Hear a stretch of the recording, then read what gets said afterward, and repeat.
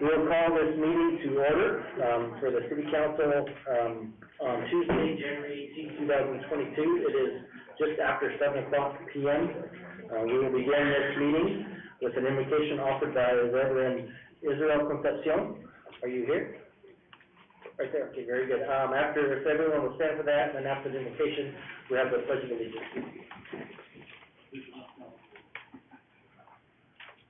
First of all, I just want to honor the mayor, the city council, and all the leaders and influencers in this room. And I just want to lead us in prayer this evening. If you would join me in prayer. Father, we come before you in the name of Jesus, and we thank you. We thank you for the opportunity to serve our communities, Lord, and to lead people to better places and to higher grounds. Father, I pray for the city of Caldwell. I pray for every school and community. God, I pray for every subdivision and every neighborhood. Lord, I pray for a supernatural protection, God, over every leader in this city. Father, I pray for their families, Lord. You see, it's not easy at times to lead and to make decisions, but I pray just for divine wisdom, even tonight, as decisions are made, as things are said. Lord, I pray for wisdom and clarity from heaven. Father, your word says that unless you build the house, the builders, they labor in vain. And unless the Lord watches over the city, the watchmen stand guard in vain. And I pray just a protection over the city of Caldwell as we enter this new year, Lord, and as we make decisions. Father, I pray just a protection and divine wisdom. I pray this all in the name of Jesus. Amen. Amen. I pledge allegiance to the flag of the United States of America and to the republic for which it stands, one nation under God, indivisible, with liberty and justice for all.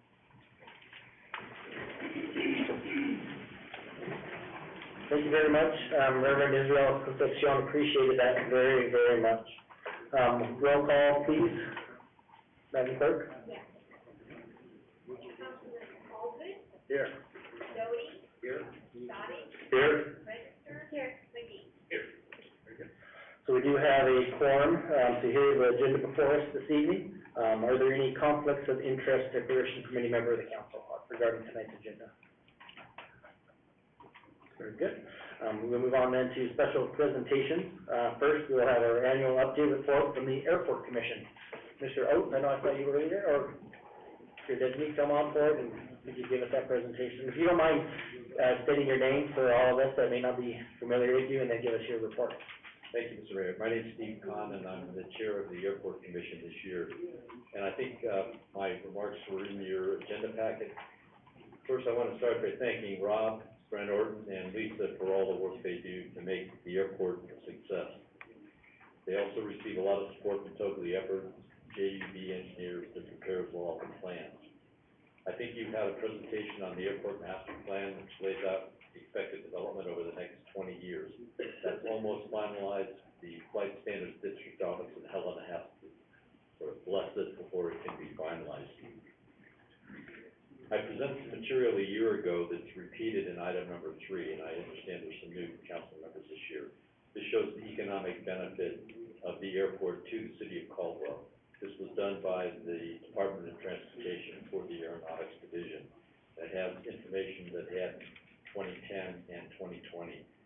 So you can see the number of jobs at the airport itself went from 222 up to 341, about a 50% increase.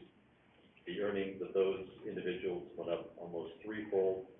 The GDP wasn't measured in 2010, but now the GDP just for the airport's about 25 million.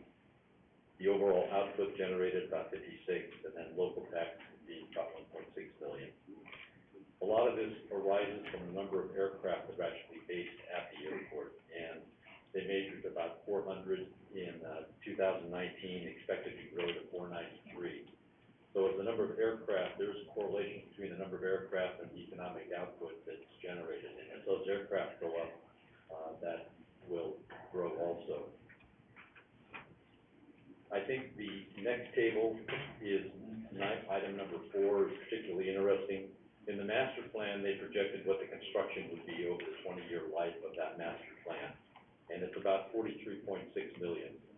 And this is a wonderful type of construction because the FAA funds, and the FAA and the state fund about 95% of it, and the city funds about 5% of it. So if this 43 million comes to pass, the city share will be about 2.5 million. That'll generate the economic benefits that I presented in this report. But even more broadly than that, my understanding is the city views the airport as a very important way to attract businesses and other growth to the city. So this is one of those opportunities where you get to spend 43 million developing this asset that you highly value, but only 2.5 of that has to come from the city. So if you had other operations like that, that would be a good thing. Okay, in 2021, a few key issues. We are running out of space over there. There's not much land to build hangars on. The master plan showed how the north side of it would be developed, and depending on exactly what the hangar construction looks like, there will be a lot of new hangars, so that will be a good thing. And there's been some contention about who gets to build what hangars on the land that's no longer available. So as that opens up, that will relieve that. Then the city fire marshal will begin inspecting the hangars to make sure they're in compliance with the city code, and a checklist will send out to the hangar owners so they know what they need to do. You probably know the name of the airport is going to change from Caldwell Industrial to Treasure Valley Executive Airport. So that's a nice change in keeping with the vision the city has for the airport.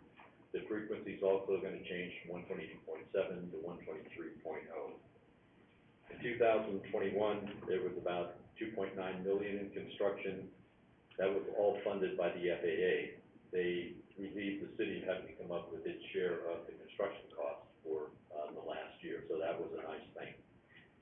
In 2022, I don't know that there'll be any new construction, but there would be planning for the construction that will take place in future years. So the way the FAA works is you have a development plan which we've submitted to them, and you have to develop specific plans for each of those projects that's going to be done.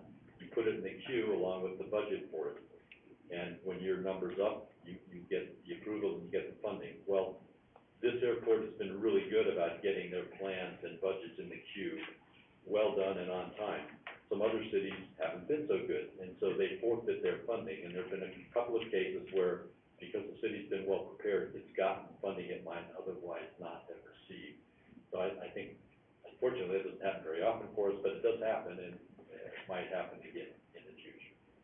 So those are my prepared remarks. If there's any questions, I'd be happy to take a shot. Any questions from any of the city council? Mr. Mayor, Yes, Councilman Spada.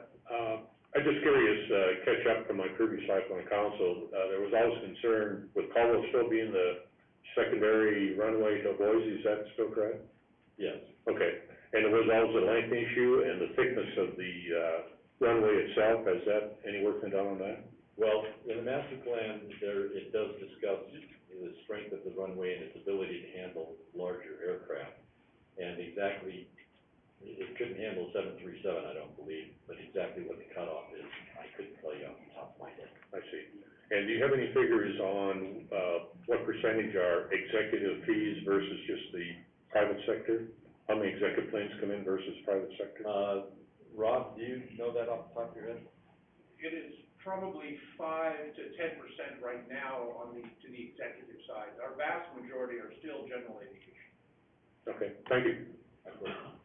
Any other questions? I have one, so you said once the north side opens up, should alleviate some of those land issues.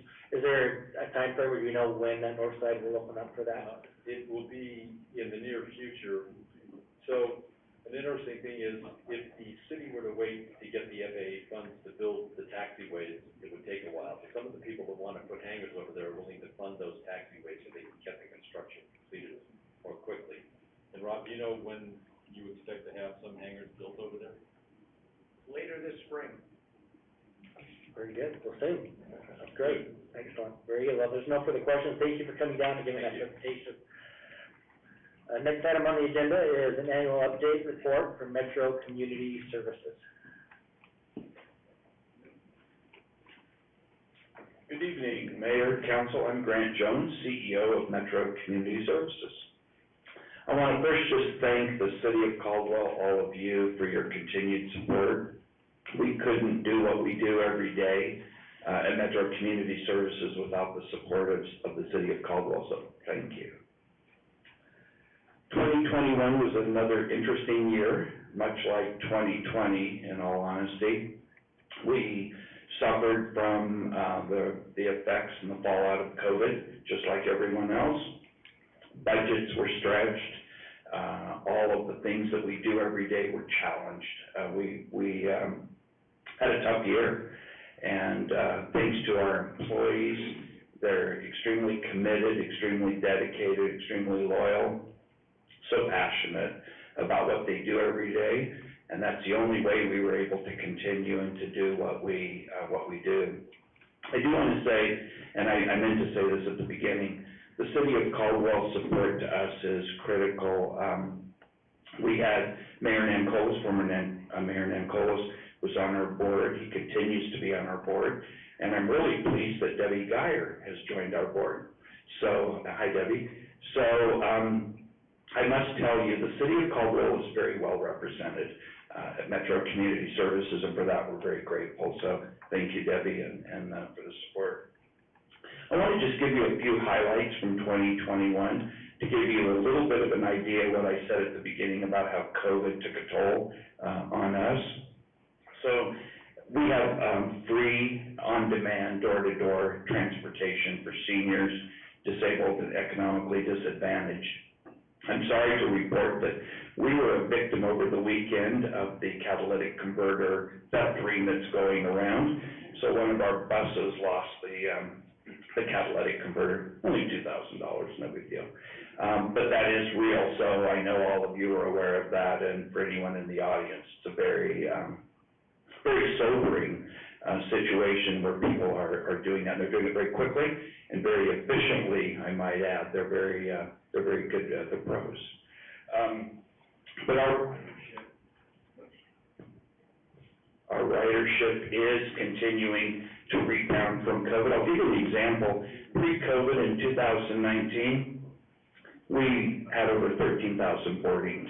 This last year, we were just a little over 7,700, and that's up from about 7,400 the year before. So we're trying to continue to move back to those pre-COVID levels, but it's still very, very difficult and very tough. We rebranded our food pantry in order to really try to change the service model and make it a little bit more effective for the people that we serve, and so we're continuing that. We're getting donations from Albertsons and others that are really helping with that, and so we're grateful for that support. 18 households and 42 individuals in the Caldwell community received our housing and weatherization services to make their homes more energy efficient, but that's down from about half of what it was in previous years, and that's because of COVID restrictions. And so that's made it difficult to keep our people employed, keep them busy, and keep that revenue coming in. By the same token, our concierge and homemaker services was about half of what it was the previous year, and again, because a lot of the seniors are hesitant to have people in their homes. Our Meals on Wheels program is one example of growth. Obviously, we primarily serve Ada County, but we are helping Caldwell is that better? Is that okay? Can you guys hear me? You get a little closer. Is that better? Yeah. Okay, I'm probably yelling at you then. I'm just excited. But our Meals on Wheels program is an exception. It's growing by leaps and bounds, and we're helping Caldwell. They're a little bit, stricken too by the COVID situation with volunteers, that kind of thing. So we're really helping them. We have about 14 seniors right now that we're helping in Caldwell, and we'll continue to help them as much as we can. I want to share with you a few things. We don't want to look back too much at 2021. We want to look forward to 2022, and it is going to be a good year. We're very committed and very confident that's going to be the case. Our biggest goal is to bring back all of our services to that pre-COVID level. That's going to be tough. It's going to be a challenge. It may not be realistic, but that's our goal. So all of our leadership team, that's what everyone's thinking about, trying to restore those service levels, and then that will help us, of course, financially as well. We're going to hold a really fun event, hopefully, knock on wood or whatever this podium is made of. We told you the last couple of years that we wanted to do this really fun, wild, and wacky Race for the Rest of Us. It's a very grueling 0.5K event. You heard me right, 0.5K. But it's a fun event. We hold the rights to that in this whole area. It's kind of swept the nation in some cases, and it's a great way to generate awareness for Metro Community Services in the Caldwell community, but also, equally importantly, generate revenue. So you'll be hearing more about that. We're going to have it at Griffith Park. It got derailed the last 2 years, but we're really hoping this year we'll be able to actually have the event. So you'll be hearing more about that, and of course, we'll be wanting you to come and participate. Last year I mentioned that we were going to embark on a very exciting expansion plan out at our Caldwell headquarters out at Sky Ranch, and we're very pleased to be moving forward on that. We're really looking at ways to increase services and to do something very unique, but also to generate revenue. And so we're going to be adding a kitchen out there to help expand our Meals on Wheels program as we've gone outside of Ada County. We also serve Middleton, Marsing, Emmett, in addition to helping with Caldwell. So we're not so Ada County-centric anymore. And then we're also going to be building a really unique training facility for many of the underserved construction trades in the community. And we're going to offer both the education and the hands-on experience, the learning, hands-on learning in English and Spanish. And so we're really excited to be looking at doing that. We all know that so many of the construction trades cannot hire enough people, they just can't. And we have a housing and weatherization division with a lot of great people. We go away for training, and so we want to bring that training here and use our facility for that. So you'll be hearing more and more about that in the coming months. Growth in the community, we're all very well aware of that. It's putting a big demand on our services. All of our services are in demand right now, whether it's weatherization and housing, Meals on Wheels, our food pantry, which has now about 700 families that come on a regular basis. That's a lot of people. It doesn't matter if it's our representative payee, if it's our transportation, it doesn't matter. There is a demand for our services. And so it's a challenge as we look at finances, we look at budgets, and we look at restrictions and the continuation of COVID in our face. But we're very committed to making sure that we really do serve the people of Caldwell. And again, our three areas that we really focus on are seniors, disabled, and economically disadvantaged. We will continue to be very strategic in how we meet these needs, how we raise funds, how we position ourselves in the community. But I have to tell you, without the support of the city of Caldwell, we would have a much different story to tell you tonight. We value the $9,000 that you give us each year that really helps our transportation. It goes towards a bus, one of our buses, and also to help offset the labor costs for one driver and one dispatcher. So that $9,000 is very, very important, and we really do appreciate that. We really value that. We don't take that lightly. And so, on behalf of all of our employees, we again want to thank the city of Caldwell for your support, for your partnership, for your collaboration. And in closing, I just want to tell you, we are extremely proud to be a part of Caldwell and look forward to what the future holds for Metro Community Services and what I like to call the new Caldwell, as it's really taken off and really changed in the years that I've been here. So I'll be happy to take any questions or if you have any comments. But again, we just want to thank you from Metro Community Services to all of you in the city of Caldwell. Thank you so much, Grant. Any questions for Mr. Jones? Okay, thank you so much for coming, and I would recommend any of the city council members, it's, Metro Community does so much that you might not realize.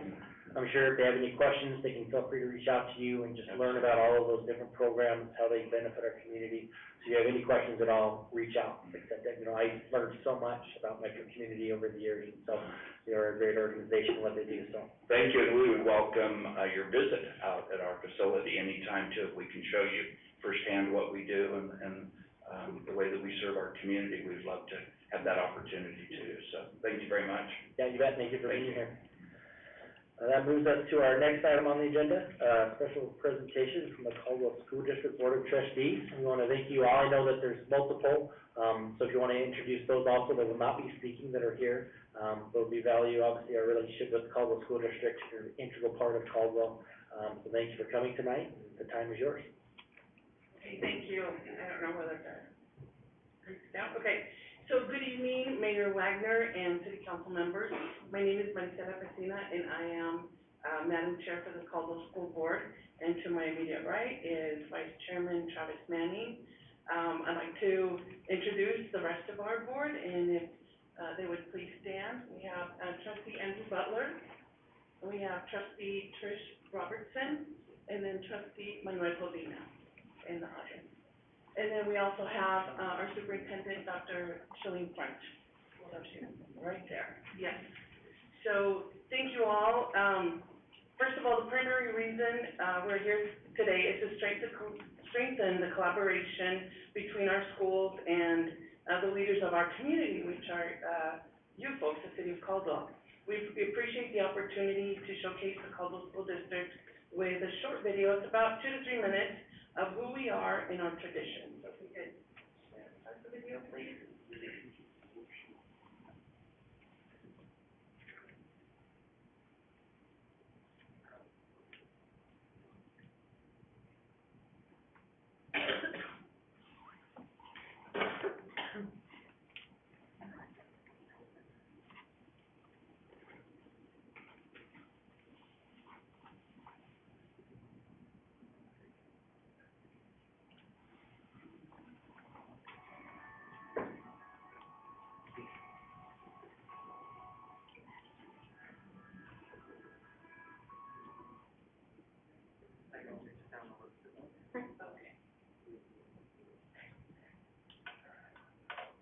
Anything that goes wrong technically, we get a blame Brent for it, so.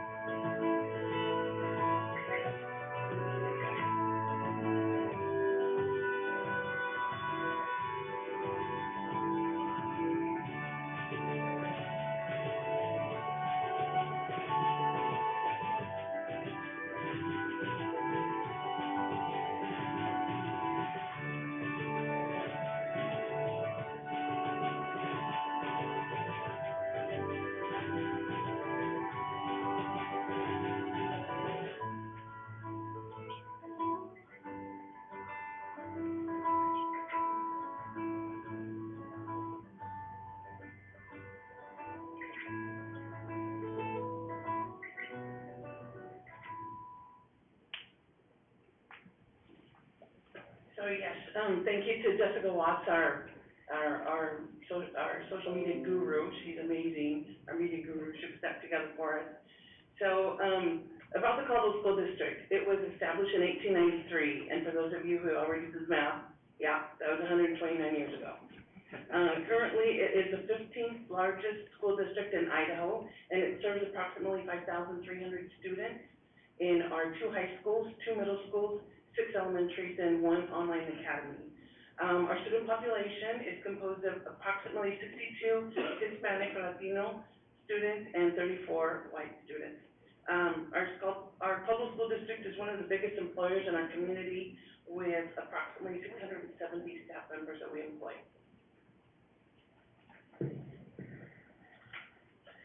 Nurturing growth is really important in the Caldwell School District, and I wanted to just provide 3 brief examples. One, our school counselors collaborate with the City of Caldwell programs such as the Skate Ribbon Coalition, which teaches kids ages 12 to 16 to learn to ice skate. And in the process, and with the built role models, they also help kids understand their own personalities, uniqueness, and strengths.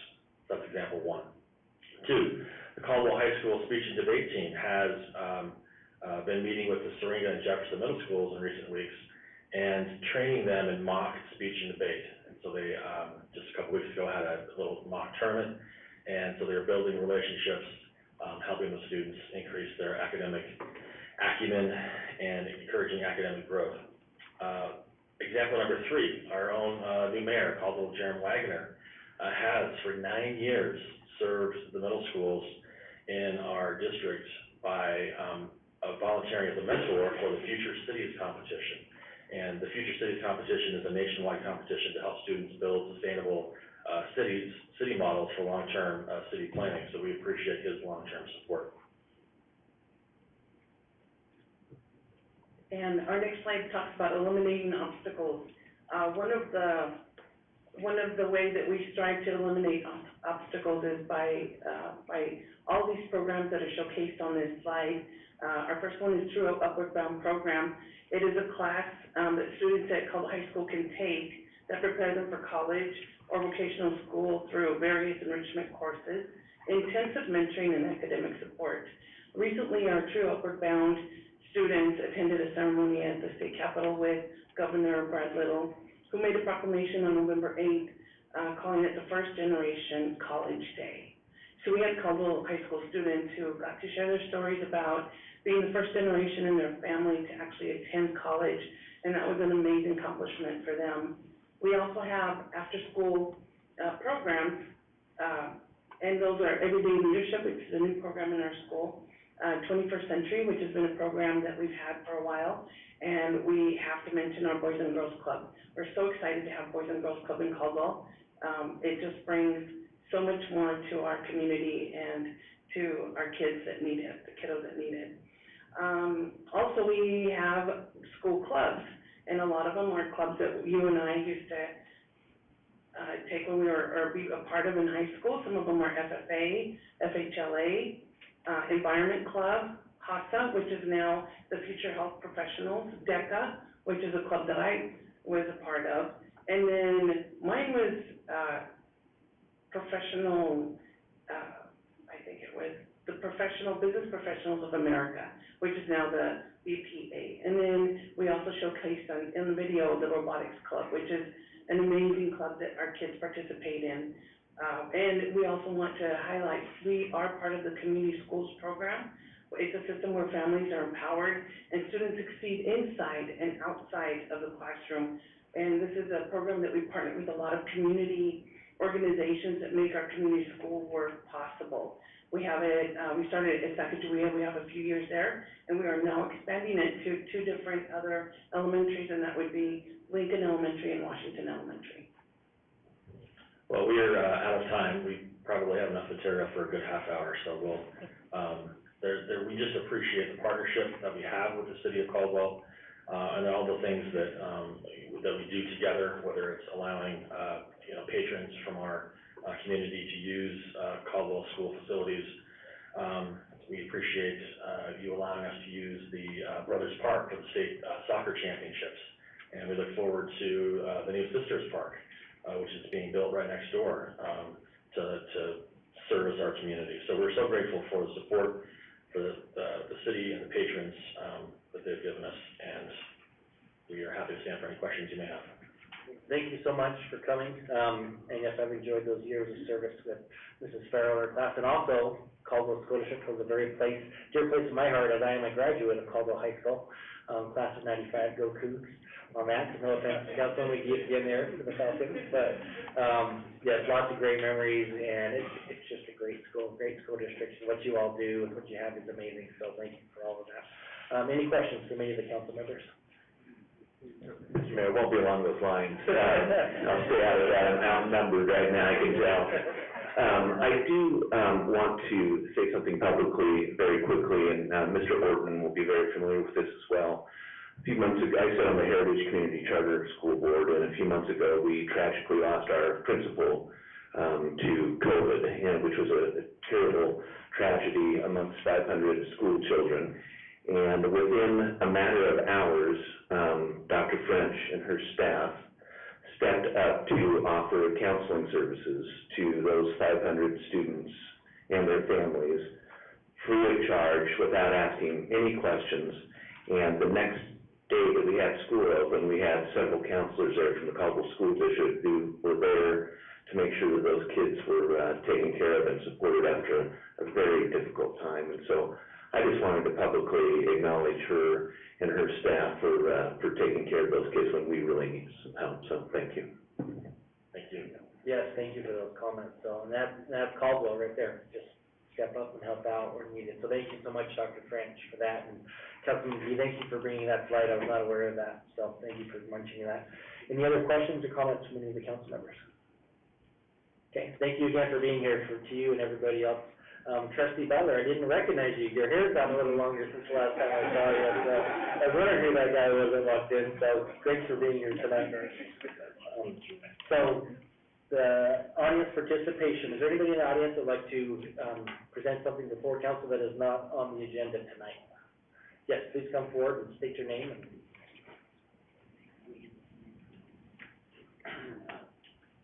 Mr. Mayor, members of the city council, my name is Mike Kaplan. I live on Marble Front Road in Caldwell. I've lived here for about 20 years, and among the wonderful attractions in Caldwell for me has been the swimming pool, which I don't think has ever gotten enough attention. It's kind of gotten sort of short shrift over the years in trying to get improvements done. And about 4 years ago, there was an issue about the heating system at the pool because there was no hot water.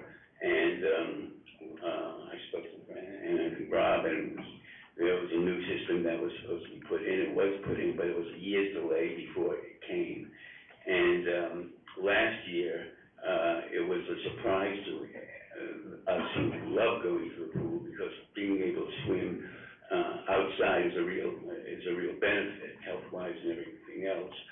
And I do 3 to 4 times a week water aerobics at the Y.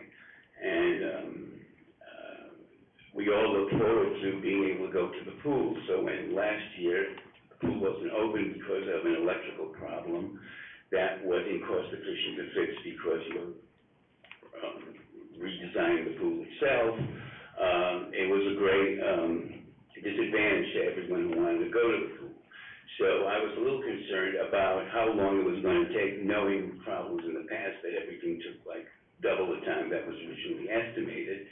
And so we were waiting for, I called the mayor's office, actually Mayor Nankulis, in a conversation I had with him in his office about something else, told me that there was a geothermal water element at the pool. And when he said that, we immediately had a discussion about the potential of creating a spa element in that location, which could benefit not only Caldwell, but could become a destination for people in the entire Treasure Valley, like the Springs are in Idaho City.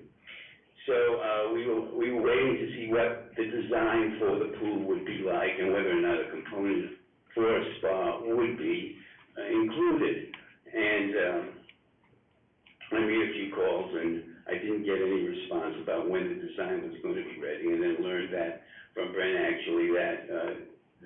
problem in the design with whoever the builders are, and it's gonna take another year before anything is done at the pool, and probably will be closed again this year, which is another, unfortunate situation.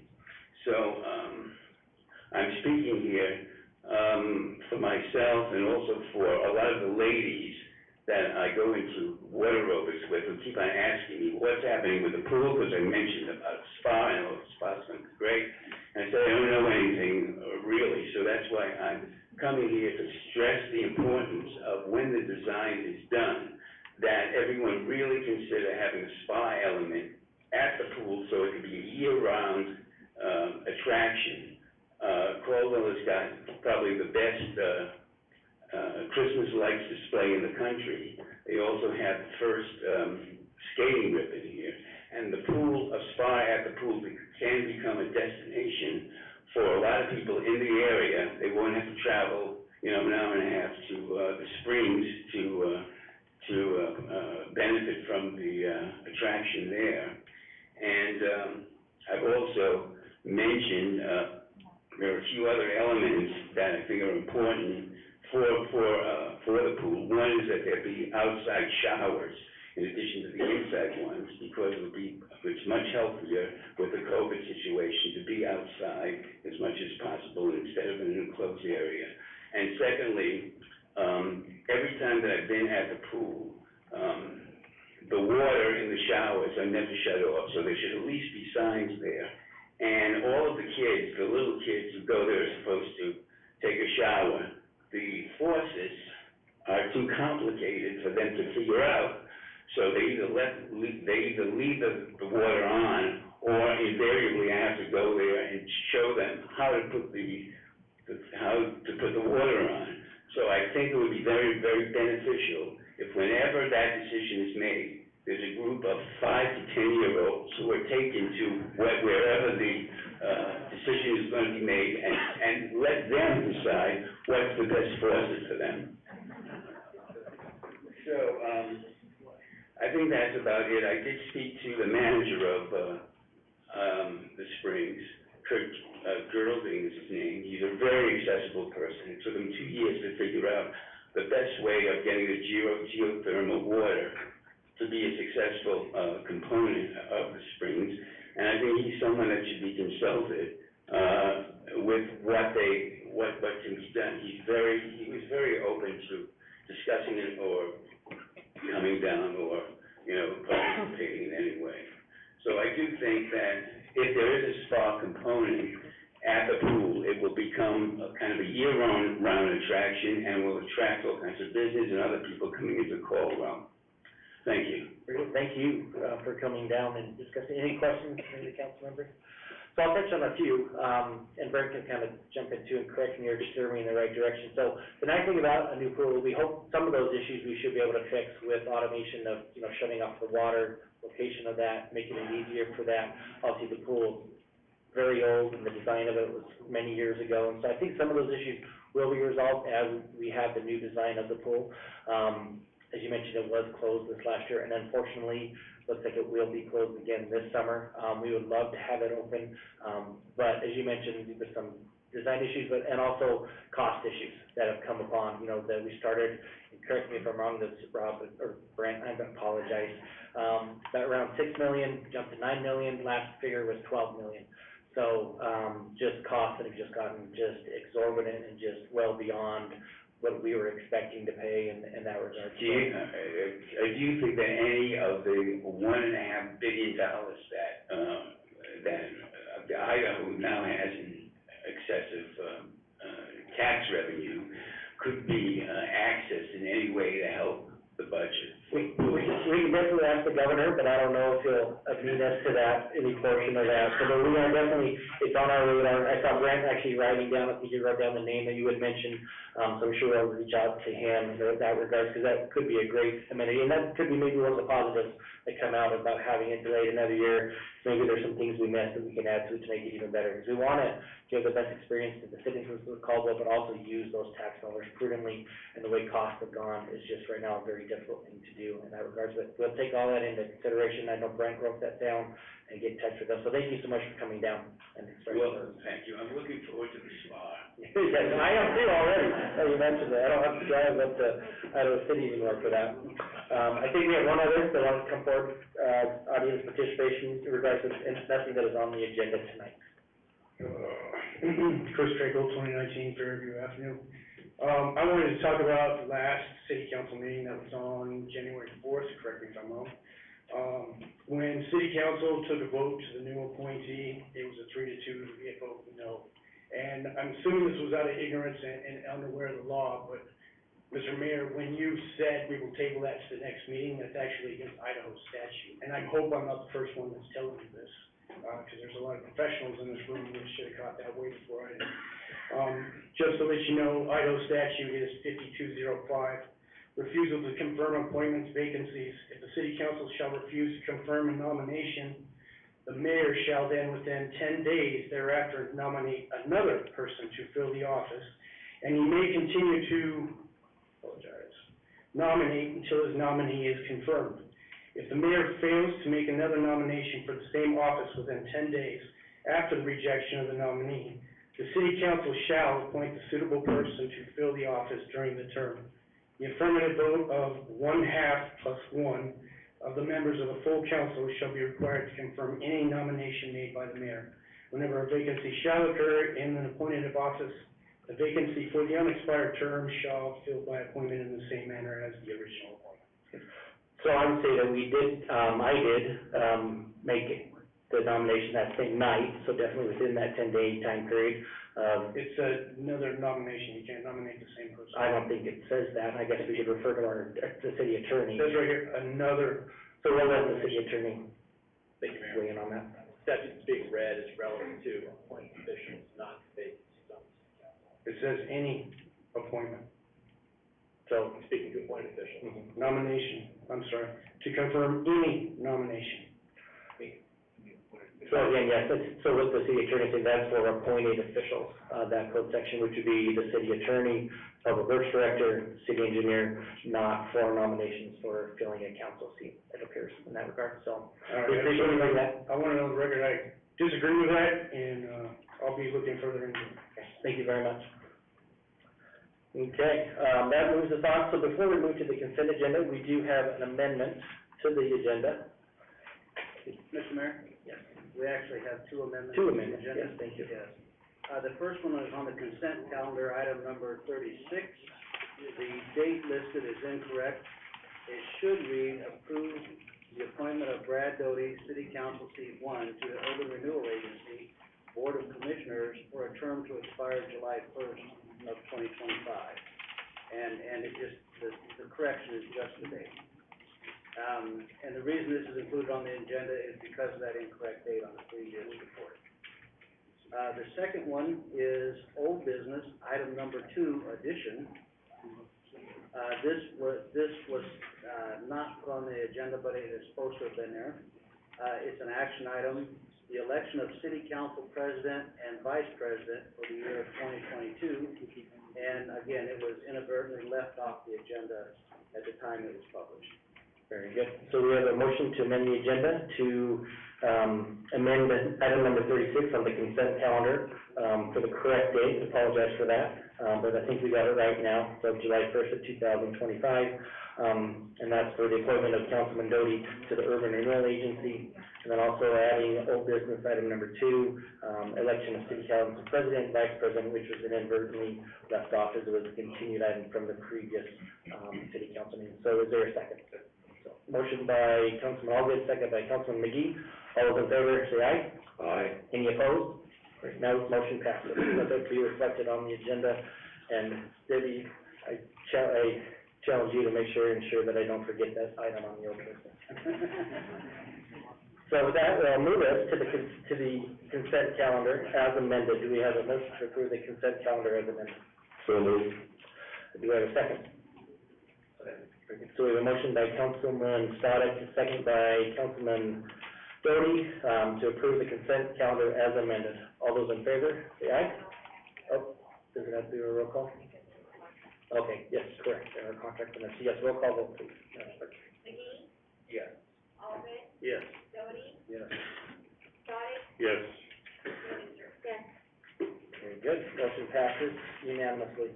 And you'll notice we may have a few errors tonight, so there's a lot of new people up here. I was there, but here it is a little bit different, and obviously we have the 3 new council members, so it may not go as smooth, so just be patient with us, we'll get through it, we'll get there. So, and that's what we have Madam Clerk behind us to keep us in line and moving in the right direction, so. So with that, we'll move to old business. First action item on old business is, the presentation of appointment for city council, seat number 4. I think all of us, most of us are aware, at the last city council meeting, we did present the name of Mr. Mark Wendelsdorf, to take the seat number 4 vacancy. That motion was denied. I know that there was some issues that had come up and desire to learn more about Mr. Wendelsdorf, so we made that motion to bring him forward again, to give those 2 weeks for the council members to have the opportunity to talk with him, to talk with the committee in that regard. I know that Mr. Wendelsdorf is here this evening, so if there are additional questions, that you would like to ask him, I know that he would be more than amenable to come forward and answer any of those questions you may have, and then any discussion that you may have amongst yourselves as well. So I'll turn that over to the council. Mr. Mayor. Councilman Allgood. I'd move that we accept the nomination of Mark Wendelsdorf for council seat 4. Yep, so we have a motion to accept Mark Wendelsdorf to take the seat of council, or seat number 4 on the city council. Is there a second? Very good, so we have a motion by Councilman Allgood, a second by Councilman McGee. So this is time for any discussion from any of the council members. Any questions that you may have, feel free to do so at this time. Mr. Mayor, I just want to go on record that I think, I can't speak for the other 2 new council people, but we did an extensive interview with both with Mr. Wendelsdorf and some of the business people in Caldwell, some of the fire department, and also some of the folks that were on that nominating committee. I just want to let everybody know that we did our due diligence. Thank you. Very good, appreciate that. Councilwoman Register. I actually do have something prepared, and it's not meant to be impersonal, but I wanted to make sure that I hit all the points that were important. I did want to thank everybody for coming to these meetings, either in person or online, because having an involved community is of the utmost importance. And that involvement is part of the reason why this decision has weighed so heavily on me. After the vote on January 4th, the City Council was asked to take some time to research the appointee and speak to the members of the interview board as well as other community members. At that time, I had several concerns about the appointment, but the biggest issue I had was that of what appeared to be a conflict between Mr. Wendelsdorf's current job as the rural fire manager and concurrently sitting on the city council. As the money from the rural fire district filters into the city's budget and back out to the rural district, making it so that Mr. Wendelsdorf then could potentially have decision-making power as both the rural fire district manager and city councilman reference our fire services and budget. The potential is there that he could make a recommendation to the city as the rural fire manager and then vote on that recommendation as a city council member. The other concern was that during the last election, the community was very vocal about wanting change and not recycling the same leadership. I did meet privately with Mr. Wendelsdorf and very quickly understood why he scored so high in the interview process. I found him to be very friendly, articulate, and he brings with him experience in the city. However, it's that same experience that gives me pause and questions whether or not his relationships he already has in place are a benefit to the community and the city employees. The voters were very clear in the last election that they wanted change, and I fear that with such a long history in city government, that we will not be giving them the changes they've asked for. In addition, I have found that that perceived conflict of interest truly is a conflict of interest that could affect many crucial decisions by sitting on both sides of upcoming issues as well as budgetary concerns. There is no debate that Mr. Wendelsdorf has served our community well, but after speaking to him, some of the people on the interview board, and my constituents, I have found that at this time confirming his appointment would not be in the best interest of the city. In saying that, I do want to thank Mr. Wendelsdorf for his admirable service, and I do look forward to working with him as the rural fire manager. Thank you very much. And no offense taken, I'm sure, by anybody by you writing down your remarks. I know sometimes you get up here you forget the, even I can hear something, names are so easy, but once you get hearing of it, sometimes you forget things, so just no issues on that at all, so thank you for having that. Any other discussion or comments? Mr. Mayor, Councilman Algen. I somewhat disagree with Ms. Register, I just want to put that out there. I don't know what business out there would look at business being successful as Caldwell has been successful. Caldwell has seen success like it has not seen in many, many years. As Mayor Nancola stated before he left office, we're one of the fastest growing cities in the state. We have zero debt, zero bond.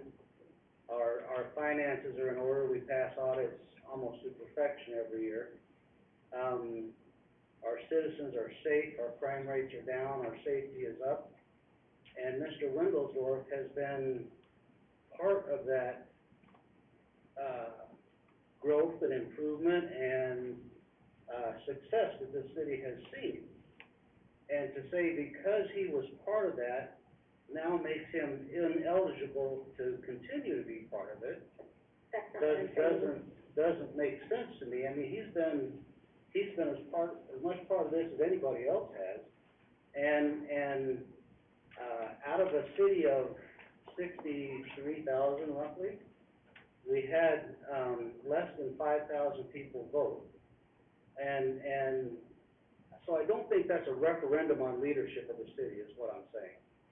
And so if the city is over 200 employees, $100 million budget, over 60,000 residents, this job, decision-making, this panel here, makes a lot of decisions that affect a lot of people.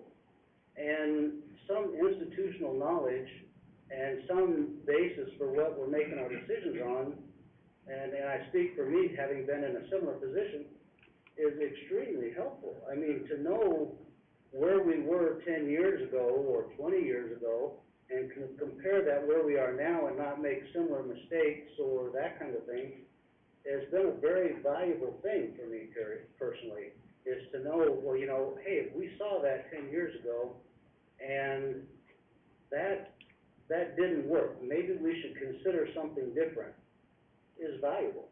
And so I don't think the fact that, I don't think the idea is that, well, we have to change all leadership because we've been so successful is, I mean, are we fixing something that's not broken, is what I'm saying. Caldwell is doing tremendously well. Our levy rate drops every year. And even though, taxes are high, by all means, nobody in this leadership group here would ever advocate for anything other than what's best for the residents of Caldwell.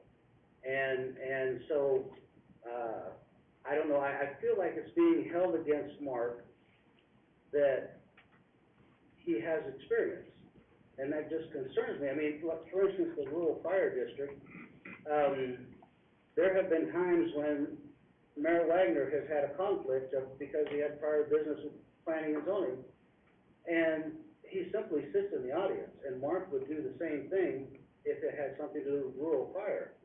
And that's not the only one. That's happened, on occasion. You know, people have things going on outside their city council business that causes them to have to step down. So, I don't know, I just question, the idea that because Mark has experience and allegiances to different things in the city, that would make him ineligible to serve with the rest of us. Anyway, thank you, sir. Yes, thank you, Councilman Algen. Any other discussion, any other comments? When I refer to his experience, it's because the people that talked to me about it, their feedback wasn't always positive about some of those experiences. And there's been issues that have come up where, council members have asked questions that nobody has asked in years and years and years. And I just think that it's time for more transparency, and they just firmly believe that the voters elected, 3 new city council members because they wanted some change. So I'm not talking about,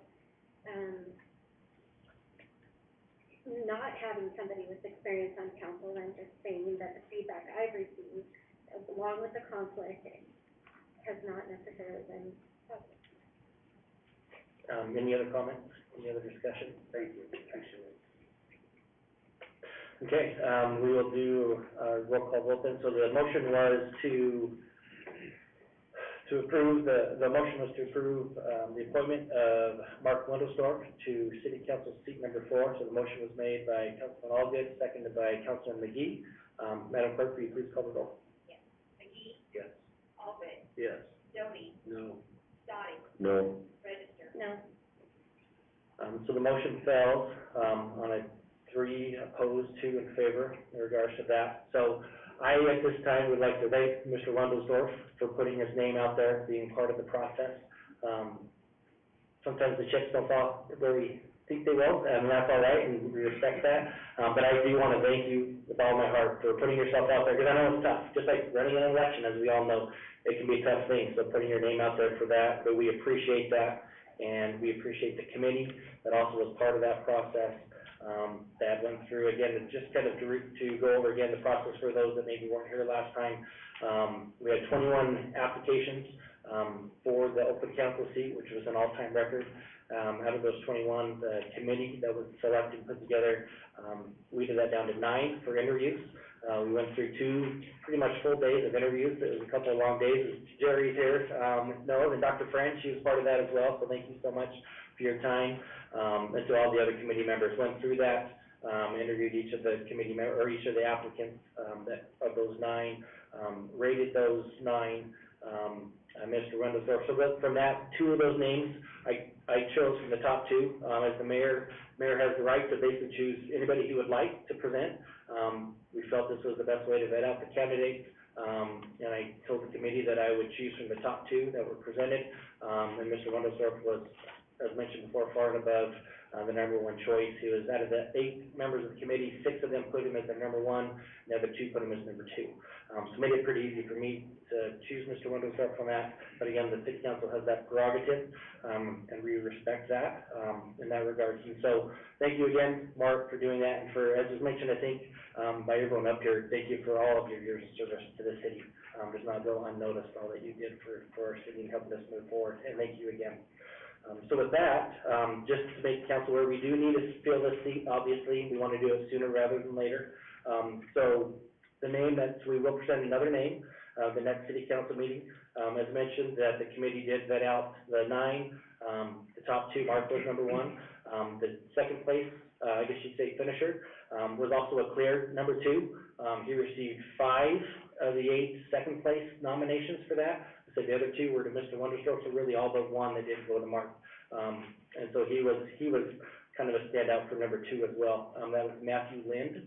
So we will present his name, at the next city council meeting. And I wanted to get that out there today, just so if there's no same questions, in regards to wanting to reach out and discuss that and talk with him.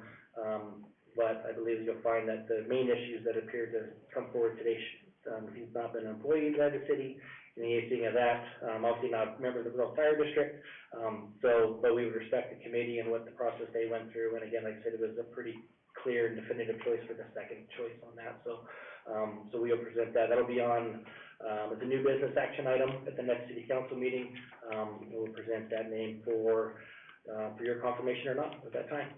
Mr. Mayor? Yes. Will we be privy to the resume that he put in So yes, prior to the meeting? we should be able to provide y'all the same information Okay. that we were able to for Mr. Wendelsdorf on that. So, Thank you. and I know the committee members, would be, I'm sure, more than willing to talk to you in regards to that. I know there's one committee member I spoke to today, wasn't able to hear from anybody, and I know that he would love to. If you have any questions, that I can let you know, give you his contact info later if you want, so. Mr. Mayor? Yes, Mr. Councilman Doty. Is Mr. Lind aware that, his name is gonna be put forward, and is he reachable, or have we reached out to him now?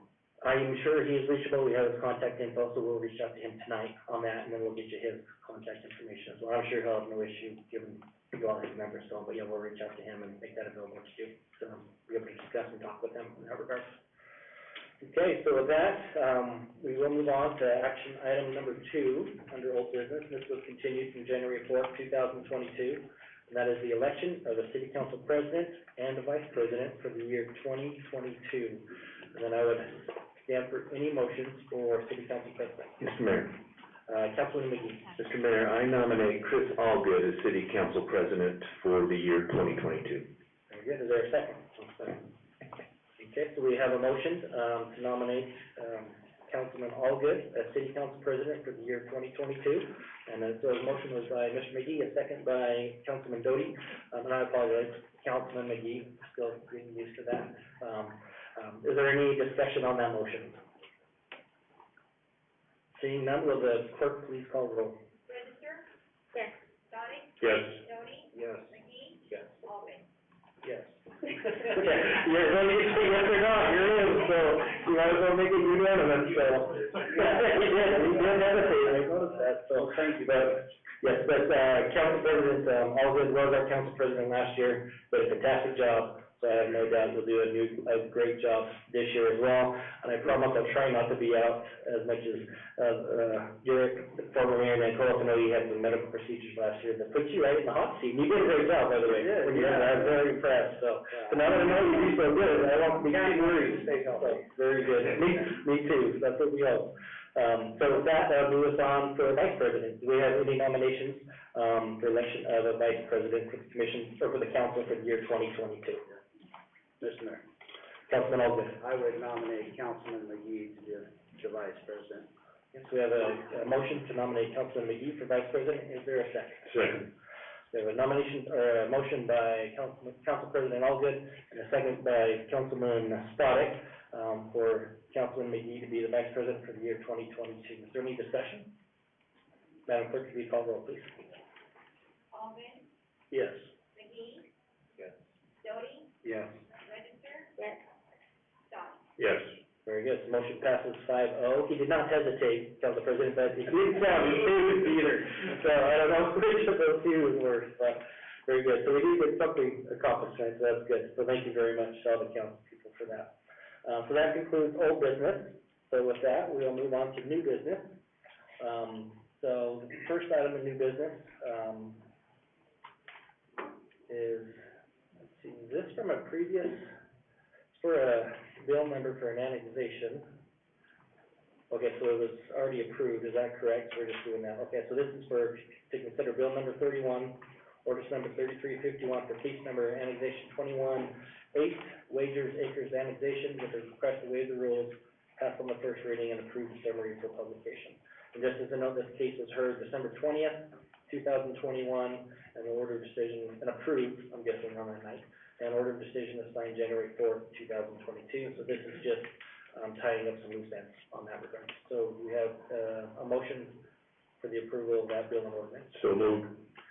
And so we will need to do, I think, if I'm not mistaken, the waiving of the 3 reading, is that correct? Yes. Madam Clerk? So procedurally, we need a motion to waive the 3 reading process, pass on the first reading, and approve the summary for publication. So moved. Okay, is there a second? Yes, so we have the motion by Councilman Spodek, second by Councilman McGee. We can do this by voice vote, correct, Madam Clerk? Oh, that's right, because it's a bill number. Okay, so roll call, please. Sonic, Yes. Register, Yes. McGee, Yes. Alvin, Yes. Doty. Yes. Very good. Motion passes to waive the 3 reading process and approve the summary, for publication on the first reading. Is there, a motion to, if I can get this right? Move this passage by title only and summary for publication. So moved. Very good. So, Councilman McGee with the motion, Councilman Second. Spodek with the second. You're close, you're right there. Oh, I had to get out the replay for that one. Roll call vote, please, Madam Clerk. McGee, Yes. Alvin, Yes. Doty, Yes. Sonic, Yes. Register. Yes. Very good, motion passes 5-0. Hopefully, former mayor, Mr. Nancolas is not listening at home. He's listening to me butcher this when he went through it so flawlessly every time, so. Hopefully he remembers back to his first couple times when it wasn't quite as flawless, I'm sure, so. So that would move us on to action item number 2, this is a quasi judicial matter. I'll just read, this opening statement for this This will apply to all the quasi judicial matters being heard this evening. So this is a quasi judicial hearing that involves the consideration of a land use request, such as an annexation, rezone classification, or approval of a subdivision preliminary plat. Public hearing procedures as required by the Idaho Code are as follows. 1, staff will present a report regarding the application. 2, the applicant or the applicant's representative will then present a summary of the request. 3, testimony of those in support will be taken, followed by those in neutral, and finally those in opposition. 4, the applicant will be afforded the opportunity to provide rebuttal testimony. 5, after the rebuttal testimony is given, the public testimony portion of the public hearing will be closed, and no new oral or written testimony will be allowed. City Council will accept oral and written testimony for those in attendance, but only if the person has signed in to speak. The clerk will, actually, cross that off. So if you have not signed in, there are sign-up sheets up here to my right, by the front door, so if you do wish to speak at any of those, you do need to sign up on the sign-in sheet at this time. Please remember, when providing testimony, to come to the podium, state your name, your address for the record, and you will be allowed 5 minutes. So that includes for the applicant and anybody testifying in favor or against, and also at the rebuttal. Please keep your remarks to no more than 5 minutes in that regard. And we can, if you want us to, we don't have a clock yet, we're working on that. So if you would like us to give you a little countdown, let you know when you have a minute left, we can do so. But we'd ask you to wrap that up in 5 minutes, just in respect of everybody's time that is here. And then obviously we'd go into questions beyond that 5 minutes for if there's any questions from City Council. So with that understanding, we'll move to action item number 2, which is a quasi judicial public hearing. Case number CMP 21-2, Zone 21-2. Eisenberg rezone is a request from Eisenberg Development to amend the 2040 comprehensive plan map designation from commercial and service to manufacturing and production, for 17.61 acres located at 4210 Highway 2026 in Caldwell, Idaho. Concurrently, a request for a rezone from C3 service commercial to the M1 light industrial zone with the development agreement, identifying specific uses and a modified land use schedule for the C3 and M1 zones that are deemed compatible for the purpose of maximizing allowed and permitted development opportunities. Subject property lies within the APO2 noise abatement zone. These cases were forwarded by the hearing examiner with a recommendation of approval on November 30th, 2021. So we do have 2 people signed up in favor, Mr. Jason Densmer and Mr. Craig Eisenberg. So whichever order you'd like to go in, if you both wish to come forward. Oh, actually, yes, we will give staff opportunity to make a presentation on the request. So staff, if you please come forward and make your presentation. Mr. Mayor, would you like, to be sworn in? No, I would not. So, go ahead and go forward. We're not going to do swearing in. No swearing? No. Okay, good. No swearing either, and no swearing in. So. Okay, I can't guarantee that. All right, well, thank you. I would like to mention that, I provided to the city clerk an incorrect case number for this. CMP 21-0002 is actually 0001. It was published correctly, it was noticed to the property owners correctly, I just, had an incorrect number on the agenda. And so, the zoning, ZON 21 is 02, but the comp plan was 01. Great, thank you so much, duly noted. Right. As indicated, this application is it's an application, for a comprehensive plan map amendment from commercial and services to manufacturing and production, which would allow for the property then to be rezoned from C3 to M1. This property has been sitting vacant in agricultural production. It lacks the ability to be sold or marketed to someone for commercial use. There are some constraints to the property that have hindered this marketability, which includes both the limited access due to being on the state highway, and then also there is a Idaho Power transmission line that bisects the property, And that, that transmission line bisecting the property limits the ability to place structures and build structures, is that, there's about 100 feet of, easement that has to be left open. It can have some roads under it, and in the case of some of the proposals that have, been, brought forward to us, there could be parking or storage type things underneath there, but, it is pretty, restricting as far as the developer coming in and putting some large development or structure, what was originally proposed to be a, possibly a grocery store on that property, just is not, has not come to fruition. There are several properties in the area in the last few years that have also been, rezoned to M1. It allows for a little greater flexibility in what, the uses are on the property and how, what businesses can come forth there. The, proposal to rezone it from commercial, which is what the comp plan shows for all of that frontage property, is, understandably concerning.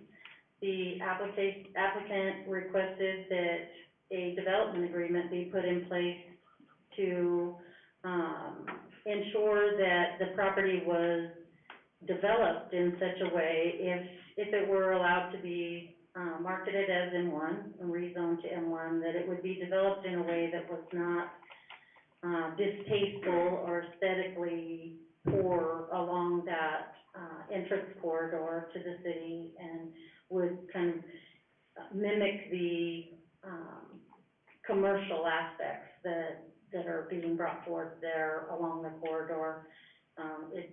The most likely use for this would be with flex building, and therefore the applicant has asked that many of the C3 zone uses also be under consideration, which we brought forth a land use table, a modified land use table that, eliminated the,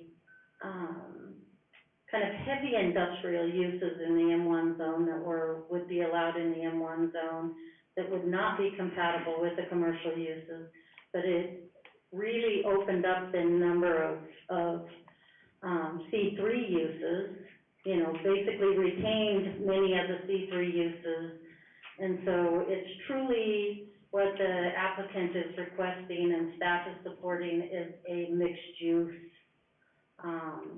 zone there, property on this 17 acres to really open up the viability of the property for development as a commercial, industrial, mixed use,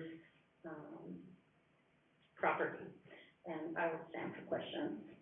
Very good. Thank you very much, Ms. Root. Is there any questions for staff? Mr. Mayor, Yes, Councilor. are we allowed to ask you what type of production or manufacturing they're gonna be? You're allowed to ask me, but, Okay. At this time, the, developer, or the property owner, I should say, I believe he does have some idea of who may be, looking to purchase the property and build structures there. We have had some roundtables on it, but without actually having those applications in and on the ground, we don't know. It does look like from the different interests that we've had there, that it would be, flex type buildings, storage warehouse, small manufacturing, you know, the commercial uses are wide open on it, you know, in accordance with that land use table, that where some were removed, that we didn't want, that the council has historically not wanted right on that corridor, and then that, there is not an actual proposed specific use at this time. Okay, thank you. Any other questions for staff? Councilman Allgood? There was some discussion about still having some commercial along the frontage. Do the highway restrictions eliminate that? is that part of the problem? Like the first 150 feet or 350 feet off the highway still be some kind of retail or commercial, and then light industrial behind it? Was that part of the discussion, or am I remembering that wrong? No, there's been part of the discussion, and that was more in relationship to, the ordinance change where we were discussing multifamily or residential in those commercial zones. I would say that at the hearing examiner meeting, when we discussed this as well, there was a discussion about, could you retain the initial 300 feet for commercial and then the rest being industrial. This property is constrained. We've got additional right-of-way that's going to be taken for the state highway. It's restricted to one or two accesses, and there'll be right-in, right-out accesses on this property. The power line cuts that property diagonally, which breaks up that frontage and really does a disservice to placement, location, and really efficient building of structures on that property. And so the property is not sufficiently deep. It's only about 600 feet deep in that, at a 1,700 or a 17-acre property, that once you take out that easement and the right-of-way, you're down in the range of 12 acres of property. And so, from an efficiency standpoint, from a permit technician or a planner in our office trying to decipher whether or not this building is commercial, or it's, say you had a building that was partially commercial or partially industrial, then where do you draw that line? And so, we feel like the development agreement, with a design review component of ensuring that those buildings and that frontage looks commercial, or has, is broken up and doesn't have a giant wall of buildings across the frontage there, that this use is appropriate for, or this proposed, mixed use is appropriate for the property. Thank you. Any other questions for staff? Okay, thank you very much for your presentation. Mr. Densmore, please come forward. And if you state your name and address for the record. Happily. Excuse me. Mr. Mayor, members of council, my name is Jason Densmore. I'm with the Land Group. We're at 462 East Shore Drive in Eagle. I'm here tonight on behalf of the applicant, who's VVP1 LLC. They've been the property owner here for about 15 years, and over that time have been actively marketing the property for commercial development. Craig Eisenberg with Eisenberg Company is one piece of VVP1, and they're a nationwide real estate development company that has about 70 years of experience in the market, mostly delivering retail projects across the United States. I know Craig because I began working for him at about the same time, 2007, on a Fred Meyer project in Eagle. It was a 40-acre site, and at the time, he had two 40-acre projects in the Treasure Valley. The Eagle site took off. It's now the Fred Meyer store there, and it's very successful. He's put the same amount of effort into marketing the Caldwell property for similar uses, and had interest from grocery stores over the years, but ultimately has not been able to put together a commercial use that would be in conformance with the current C3 zoning on the property. However, particularly in the last few years as the real estate market has shifted, he's gotten a lot of interest in M1 zone uses, which are very compatible with the properties around, which have also been rezoned in many ways to M1, and are actively and vibrantly developing right now. I think I saw recently that the largest building in the city of Caldwell, just recently broke ground in North Ranch, which is immediately across 2026 from the property and was rezoned M1, with a development agreement. So, we think that, and with staff support, we think that an M1 zoning designation for this property is very appropriate and will help it to become developed, and an asset to the city where the agricultural property that's kind of been, stuck with for those 15 or so years really hasn't benefited the city as much as, we would all have hoped. Working with staff though, we realized that this property is different than some of the other M1 zone properties, particularly because of its prominence on Highway 2026. Staff has mentioned quite a bit about the constraints, which we've kind of been hammering home about the reasons that, some flexibility is necessary from a zoning standpoint on the property. She's absolutely right. Although the property is 17 acres and it does have frontage on 2 major streets, ITD controls Highway 2026 and limits our access to it. They've also recently requested additional right-of-way dedication that would, vacuum 30 more feet off of the project's frontage, further reducing the already narrow width of the property to less than 600 feet. We do have that diagonal Idaho Power transmission line that cuts through the property and makes land planning or efficient land use quite challenging.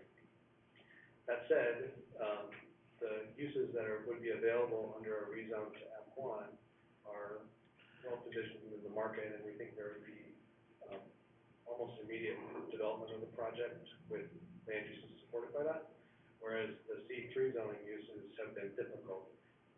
As the property begins to develop though, the blended zoning that we requested, which is kind of a combination of M1 zone uses plus some holdover uses from the C3 that are compatible, might just be the thing that does the trick. So as the property begins to develop with M1 uses, there may become some commercial uses that still fit within the C3 zone and are supported through the development agreement, that all of a sudden there's more interest in the property because there's activity there. So we're in full support of the staff report.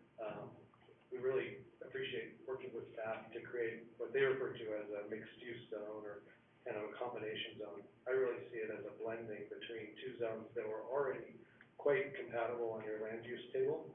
There's a lot of overlap already between things that are allowed in the M1 zone and things that have always been allowed on this property in the C3 zone.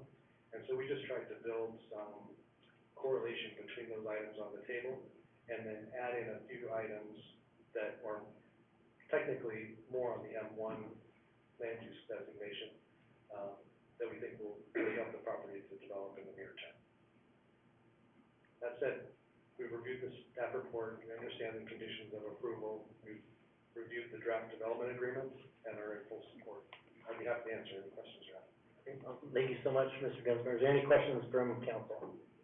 Mr. Mayor? Yes. Just a question from, for staff. Is that east of there, to the right of that project? What's located there?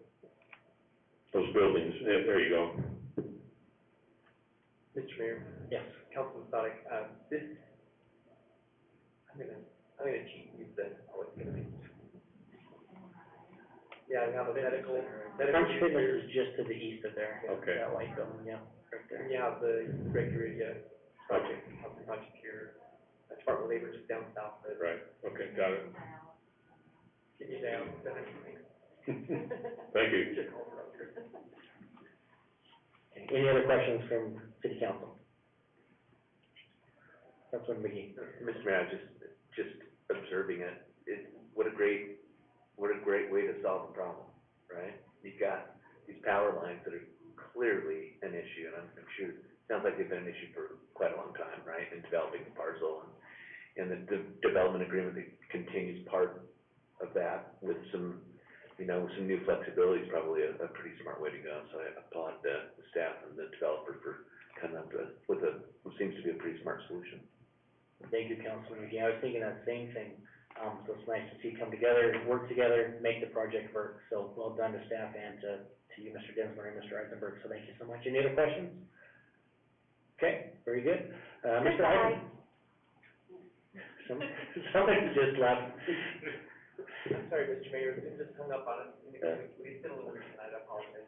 No, but so do we need to wait? I don't think you could just work on it while we continue, get it back up. We did have a applicant representative who did want to join us by Zoom. For another case, so we should probably dial that back up. Yes, if you could, but I think we're good to continue right now, correct? You don't mind me? Nope, go right ahead, whatever you need to do, Mr. Orton. Mr. Eisenberg, just, I don't really have anything else to add, but I'm happy to answer any questions you might have, okay. if you'd like me to. Well, I'll just say thank you for coming up all the way from Arizona. I used to live in Arizona, I'm a Sun Devil myself, so I know how hard it is to leave Arizona in January to come to Idaho. I've done that many times, and it's not a fun trip, so thank you for making that trip up. So is there any question from the council you'd like to have for Mr. Eisenberg? Okay, no, thank you again for coming up. There's nobody signed up in neutral or in opposition, so that means I'm not gonna let you come up and rebut. Welcome to Zoom. Enter your meeting ID, followed by... So, without any other questions, we're gonna be all signed up to testify. Is there a motion to close public testimony? So moved. We have a motion by Enter your Councilman. participant ID, followed Got by... it? Is there a second? I second. Second by, I choose you, over there, Councilman Stoddard. There's one And other... so we have a motion by Councilman Stoddard and a second by Councilwoman Register, to close the public testimony portion of the hearing. All those in favor say aye. Aye. Any opposed? Motion passes. With that, we'll move into, and as we kind of discussed earlier, so we'll jump right into discussion. And with following that discussion, any motions you'd like to make in regards to, again, this is a request, case number CMP 21-01 and zone 21-02, to amend the 2040 comprehensive plan from commercial service to manufacturing production, and then the rezone from C3 to M1 light industrial. Any discussion from the council members? Mr. Mayor, Councilman Allgood. I'm sure it's been stated and the priority, you know, we had discussion, with Mr. Mapp and everything, you know, how important it is for us to keep commercial along our corridors. But, and I agree with you and Councilman McGee that this is a nice solution to a problem. I think, and I'm sure it's been discussed, but the priority is that corridor remain attractive and functional and not look like you're driving through an industrial park, you know, going out that way. But I do understand the issues with this property, and I appreciate you guys working together. Thank you very much, Councilman Allgood. Any other discussion or any motion?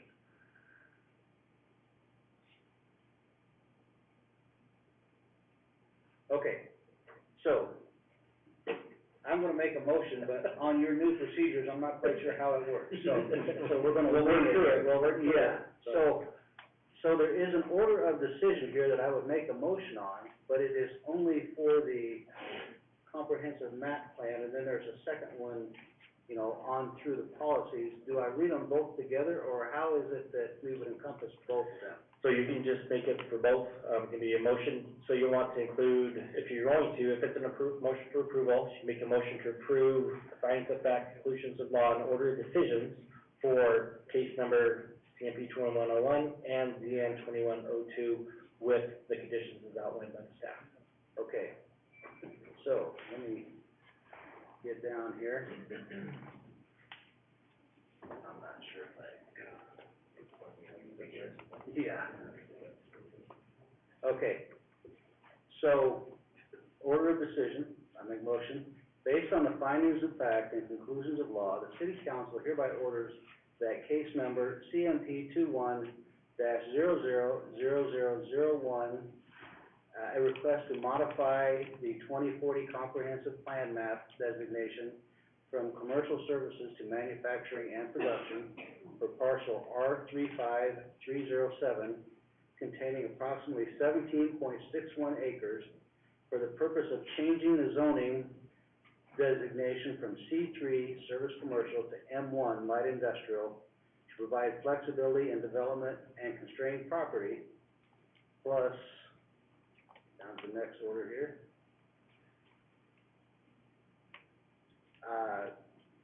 also referring to case number ZON 21-000002, a request for rezoning of parcel number R35307 containing the same acreage. I move that in both matters it be approved. Was there any conditions on either of those to bring to that? They are with the conditions in the staff notes, yes. Perfect, very good. So we have a motion for approval? Mr. Mayor, just specifically including approval of the development. Okay, yes, and also the development agreement as well, is that? Yes, sir, yes. Okay, for that motion, okay. So we have approval for, or a motion for approval of the request, including the development agreement. Is there a second? Very good. So we have a motion from Councilman Allgood and a second from Councilman McGee for approval of case number CMP 21-01 and case number ZON 21-02 with the development agreement and the conditions as outlined in the staff report. Very good. Madam Clerk, will you please call the roll? Allgood, Yes. Register, Yes. Doty, Yes. Dottie, Yes. Very good, thank you. So the motion passes, for the approval of the request. Is there a motion to close the public testimony, or public hearing on this item? So moved. So we had a motion by Councilman Solid, second I second. by Councilwoman Register. All those in favor? Aye. Any opposed? Motion passes. Thank you very much. You did a great job, so, good job, so, yeah, you'll get more and more used to it, so you'll appreciate it more and more as we go by, so. So that moves us to the next item, which is item number 3.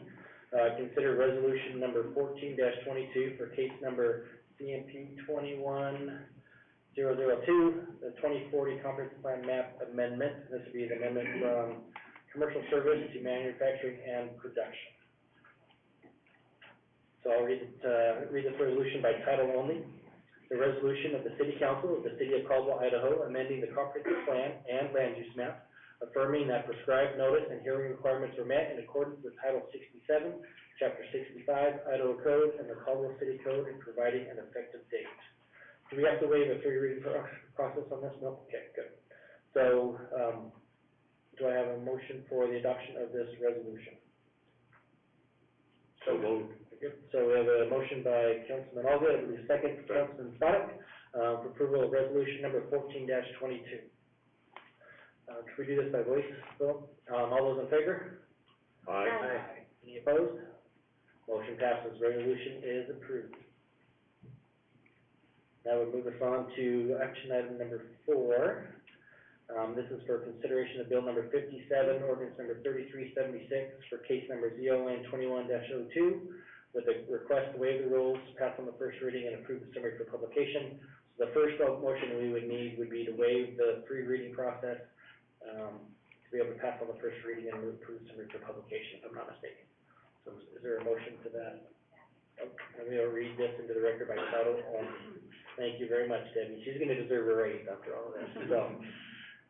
An ordinance determining that certain land lies within the city limits of the City of Caldwell, County of Canyon, State of Idaho, and that said land should be rezoned to the M1 Light Industrial Zone, determining that said change in zoning is in the best interest of the City of Caldwell, Canyon County, Idaho, directing the city engineer and planning and zoning director to amend said property on the official maps of the City of Caldwell, Idaho, and repealing all ordinances, resolutions, orders, or parts thereof in conflict herewith.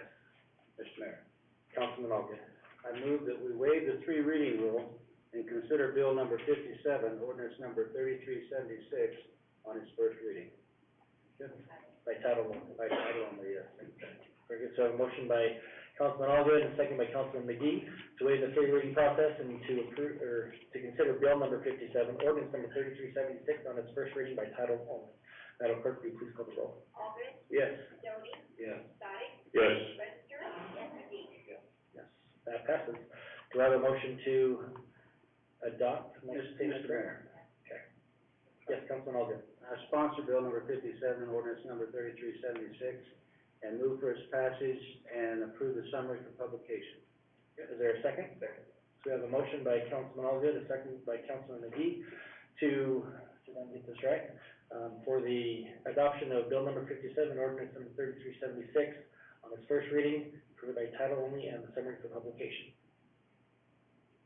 Very good. Madam Clerk, will you please call the roll? Alden, Yes.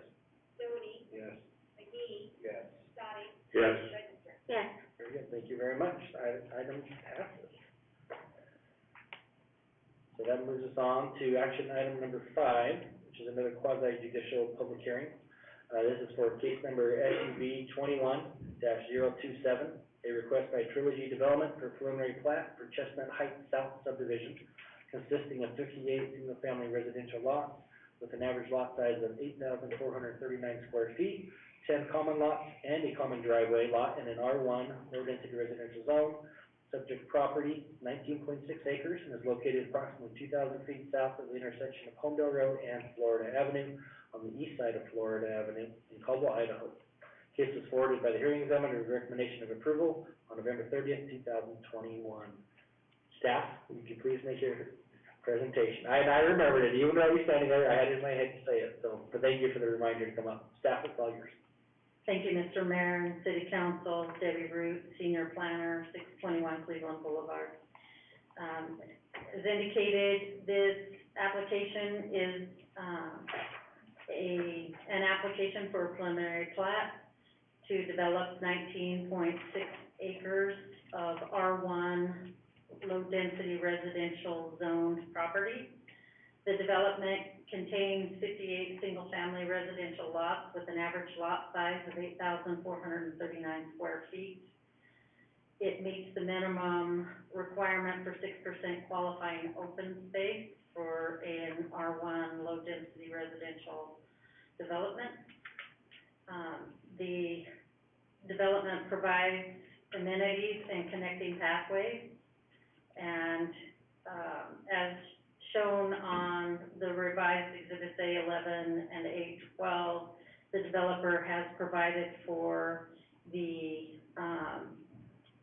connecting pathway, which is a portion of the Cougar pathway in the bike and pedestrian master plan, development plan, and that runs along the east boundary of this property.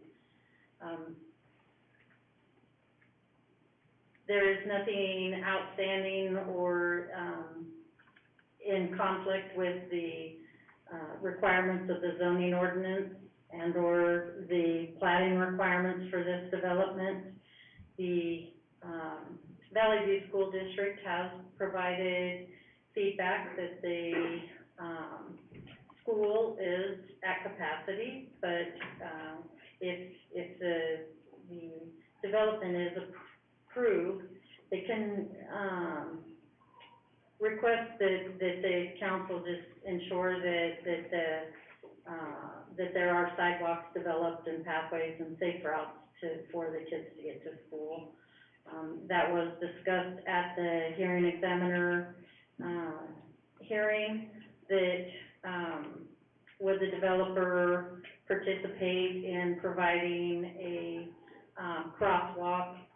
The city engineer at that meeting indicated that, you know, as that connection is made at Moss Lane and Florida, when the right-of-way is purchased, to finish that intersection at that location, that it is appropriate to put a safety crosswalk for the children there to get back and forth to the school. But at this time, that out parcel doesn't provide for that connectivity or the completion of that intersection at Moss Lane, but there will be a crosswalk when that is completed. And the application is in compliance with the comprehensive plan and the platting requirements, and I'll stand for questions. Yep, thank you, Ms. Root. Before we jump into questions, I know I was handed from the clerk a revised preliminary plat, is that correct? That was turned in today? Correct, yes. On that, so and I do only have one copy, so apologies I can't pass it, but if you maybe could go to the preliminary plat that's on here, and just go over what changes there might be from the revised one that was received today. Okay, yes, and so if you were looking at that, what was revised was the Cougar pathway alignment was provided along the east boundary, and so there's a 15-foot pathway that's provided for on the east boundary. That was the revision. Perfect. Do you have that, Brent? Are you able to find it, pull up the original? And don't mind me borrowing from your presentation? Yeah. Just so the council can see it, so, Yeah. very good. So they're on the east side of the property? Yep. Right, there, yep. Yep. Question. Okay. Very good. And that is just to kind of denote on that, is a critical pathway, ultimately to connect basically Caldwell High School, YMCA, Valley View High School, Valley View Middle School, all the way out to Mallard Park, if I'm not mistaken. Yeah. That is that The pathway. Cougar pathway runs out that direction. Okay. Very good, thank you so much. And so that's exhibit A12, that's what it's written as. Does that work, Mark, or do we need to give that a different? Okay, very good. Any questions for staff from the city council? Mr. Mayor, Councilman Sutter? just curious, so the school board has told you what regarding the potential families that are gonna be moving into that relative to the, so many kids per family, as far as crowding, overcrowding? Yeah, so more recently, Lisa Boyd, the Valley View School Superintendent, has been providing, actually, just like on the last two cases, has finally been providing feedback to staff regarding what schools are impacted by each application, and that when they're at capacity or nearing capacity, you know, the discussion in our department is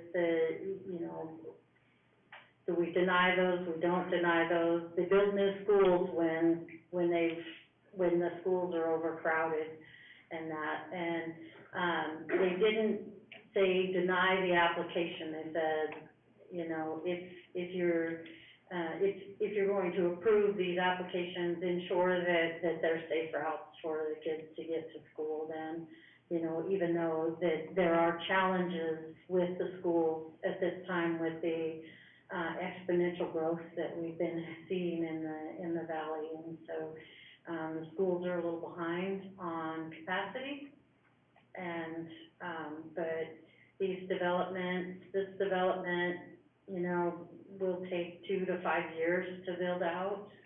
So it's not necessarily this development that is creating the capacity issue right now. It's developments that's been approved over time here that are currently building out, and there's just such a high demand for housing and for people to live here that the schools, just like our roads and everything, are feeling the pinch of that. My biggest concern, of course, is regarding taxpayers, because, if the school has to, you know, pass a several $1 million bond to make room for these kids or other, just not this one, but others. Right. You know, it's, we're taxed to death the way it is, and that presents another problem. The other question I have is, this borders ag ground, does it not? Mr. Mayor? Yes. So, Mr. Stack, yes, there is ag ground here. The property directly to the south of this property is actually under development. The aerial photo does not show that, but it is actually Gooch's subdivision. They're currently constructing phase 2 of that development, or in construction with those 2 phases. The property to the north of this acreage is, we have an application in the office to develop that as well as R1. Earlier this year, the existing plat that had been approved on that was denied a time extension, and so they've come back with a plat that is consistent with the zoning, underlying zoning. And so, although it is currently in agricultural production, it is intended for development, that they've got an application coming forward, with that. The property to the southeast of this is not currently under application. and is still in production, agricultural production, but. I was just concerned about intrusion into ag ground relative to, the husbandry of the land itself, and I know that, we always have to be careful relative to pesticide spray and everything else, we get too close to the subdivision, that's why I was concerned, so have you had any dialogue with the, ag ground owners at all regarding the subdivision? I have not had specific dialogue with the agricultural owners. The property that's immediately surrounding this particular development is owned by Corey Barton and is being developed by them. Because it is relatively close to the ag ground, that's why I was concerned about, we really need to maybe start having discussions with some of these farmers around there too, just to see, what their concerns are too, so we meet them, so. That's all the questions I have, Mr. Mayor, thank you. Any other questions? Yes, Councilman Ogden. You said something about Moss Lane going through. As this sits today, is the entire subdivision gonna exit onto Florida? Is that the idea, or will there be more than one exit? So currently, Moss Lane is intended to, be built out, and there will be an exit onto Florida as well. So they will, eventually, as the development is, constructed and connected to the development to the, north, which is Chestnut Heights, there'll be multiple, connections, one to Moss Lane, one to Florida, and then up through the, development to the north as well. So these are kind of working in conjunction, these different developments all in the same spot. So who has responsibility to make sure all those connections are there?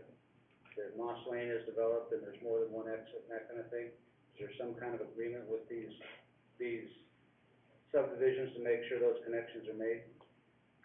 Yeah, actually, so the, engineering memorandum dictates the right-of-way dedications that are required for Moss Lane. Gooch's subdivision has that same, they have to build their half-width frontage to the south. And so Chestnut Heights will have to build their half-width on the north side of Moss Lane. And they'll also have to improve their frontage on Florida, as well as, Chestnut Heights, proposed to the north will have to complete their frontage requirements as well.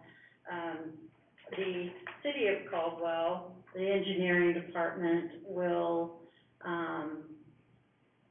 provide their expertise and negotiation skills to purchase right-of-way to complete that frontage to, and the developer would be required to complete the frontage to Florida on Moss Lane. So we do have one out parcel there that still is, does not have a right-of-way purchase at this time. The one we're discussing is Chestnut Heights, correct? Chestnut Heights South is what we're discussing. Okay, so that is, yeah, okay. So there's more than one. Okay, all right, just keeping track. Mr. Harvey, Jim.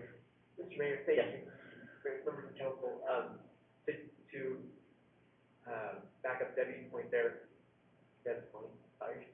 This, tonight you approved, the right-of-way purchase that you approved on the consent calendar tonight was for this parcel here. And so that will allow the right-of-way from Moss Lane in association with the subdivision previously approved in the south to go through an engineering would attempt to do the same thing here to acquire the right-of-way from that property owner. And that's the model we typically use with these out parcels. It's pretty onerous to ask a developer, well, why don't you ask this person if they'll give up the right-of-way so that the road can go through? There are advantages to that to a person, but it's difficult for a property owner to see this development's wrapping around me, and now they want right-of-way, and they're saying it's good for me, and so the approach that we've used that has been very successful for the last several years is to actually, the city makes the purchase of the right-of-way from the affected out parcel, and and the developer agrees to build the improvements through that purchase right away. So it's kind of a good partnership there. So if I understand it correctly, it'd be wonderful for the property on the north to do the same, but regardless of what they do, we still will have frontage going all the way out to Florida Avenue for that secondary access coming into Moss, correct? Correct. Any other questions? Mr. Mayor? Yes, Councilwoman Um, Royster. I'm gonna write down the names. Is this an example of where the developer would be charged the impact fees? Mr. Orton, you wanna touch on that? So the way that impact fees work, and as, Marshall mentioned earlier, there's state statute gives us very specific requirements on how impact fees are administered and used. So what will happen is, the answer to your question directly is yes, but it happens building permit by building permit. So impact fees are applicable to this building permit. So when someone pulls an or places an application for a single-family dwelling in one of these ones, if the preliminary plat is approved, they build the subdivision and final plat it, then lots are then eligible to be sold. They sell it to somebody, the builder comes and pulls the building permit to place a home on that lot. Then with that building permit application, they pay the building permit application fee, sewer and water connection fees, and the impact fees for fire department. And they have been paying the impact fees? Yes. Thank you. Any other questions for staff? Okay, thank you very much. So, the only person who signed up for this is Mr. Van Elge. Please come forward, state your name and address, and the time is the 5 minutes. 5 minutes this morning, huh? Yes. Wonderful. Thank you. My name is Van Elge. I'm with JUV Engineers, 2760 West Excursion Lane in Meridian.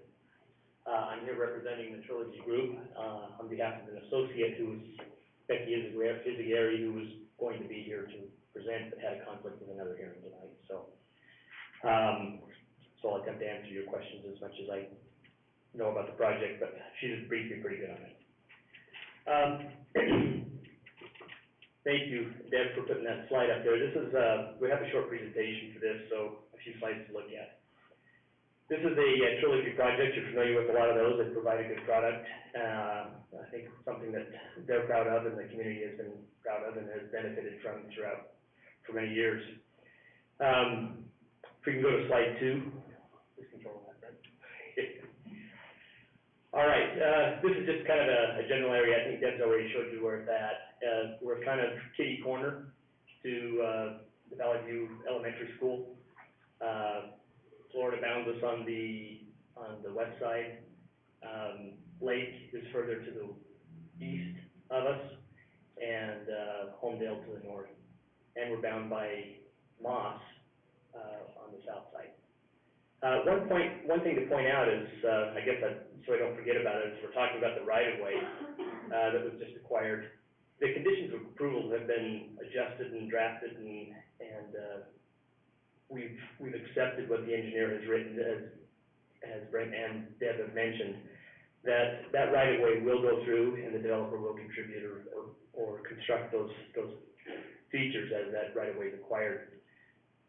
However, in the conditions of approval, it also states that even if it doesn't go through, there's prescriptive right-of-way that we still have to develop, if that's what I understood.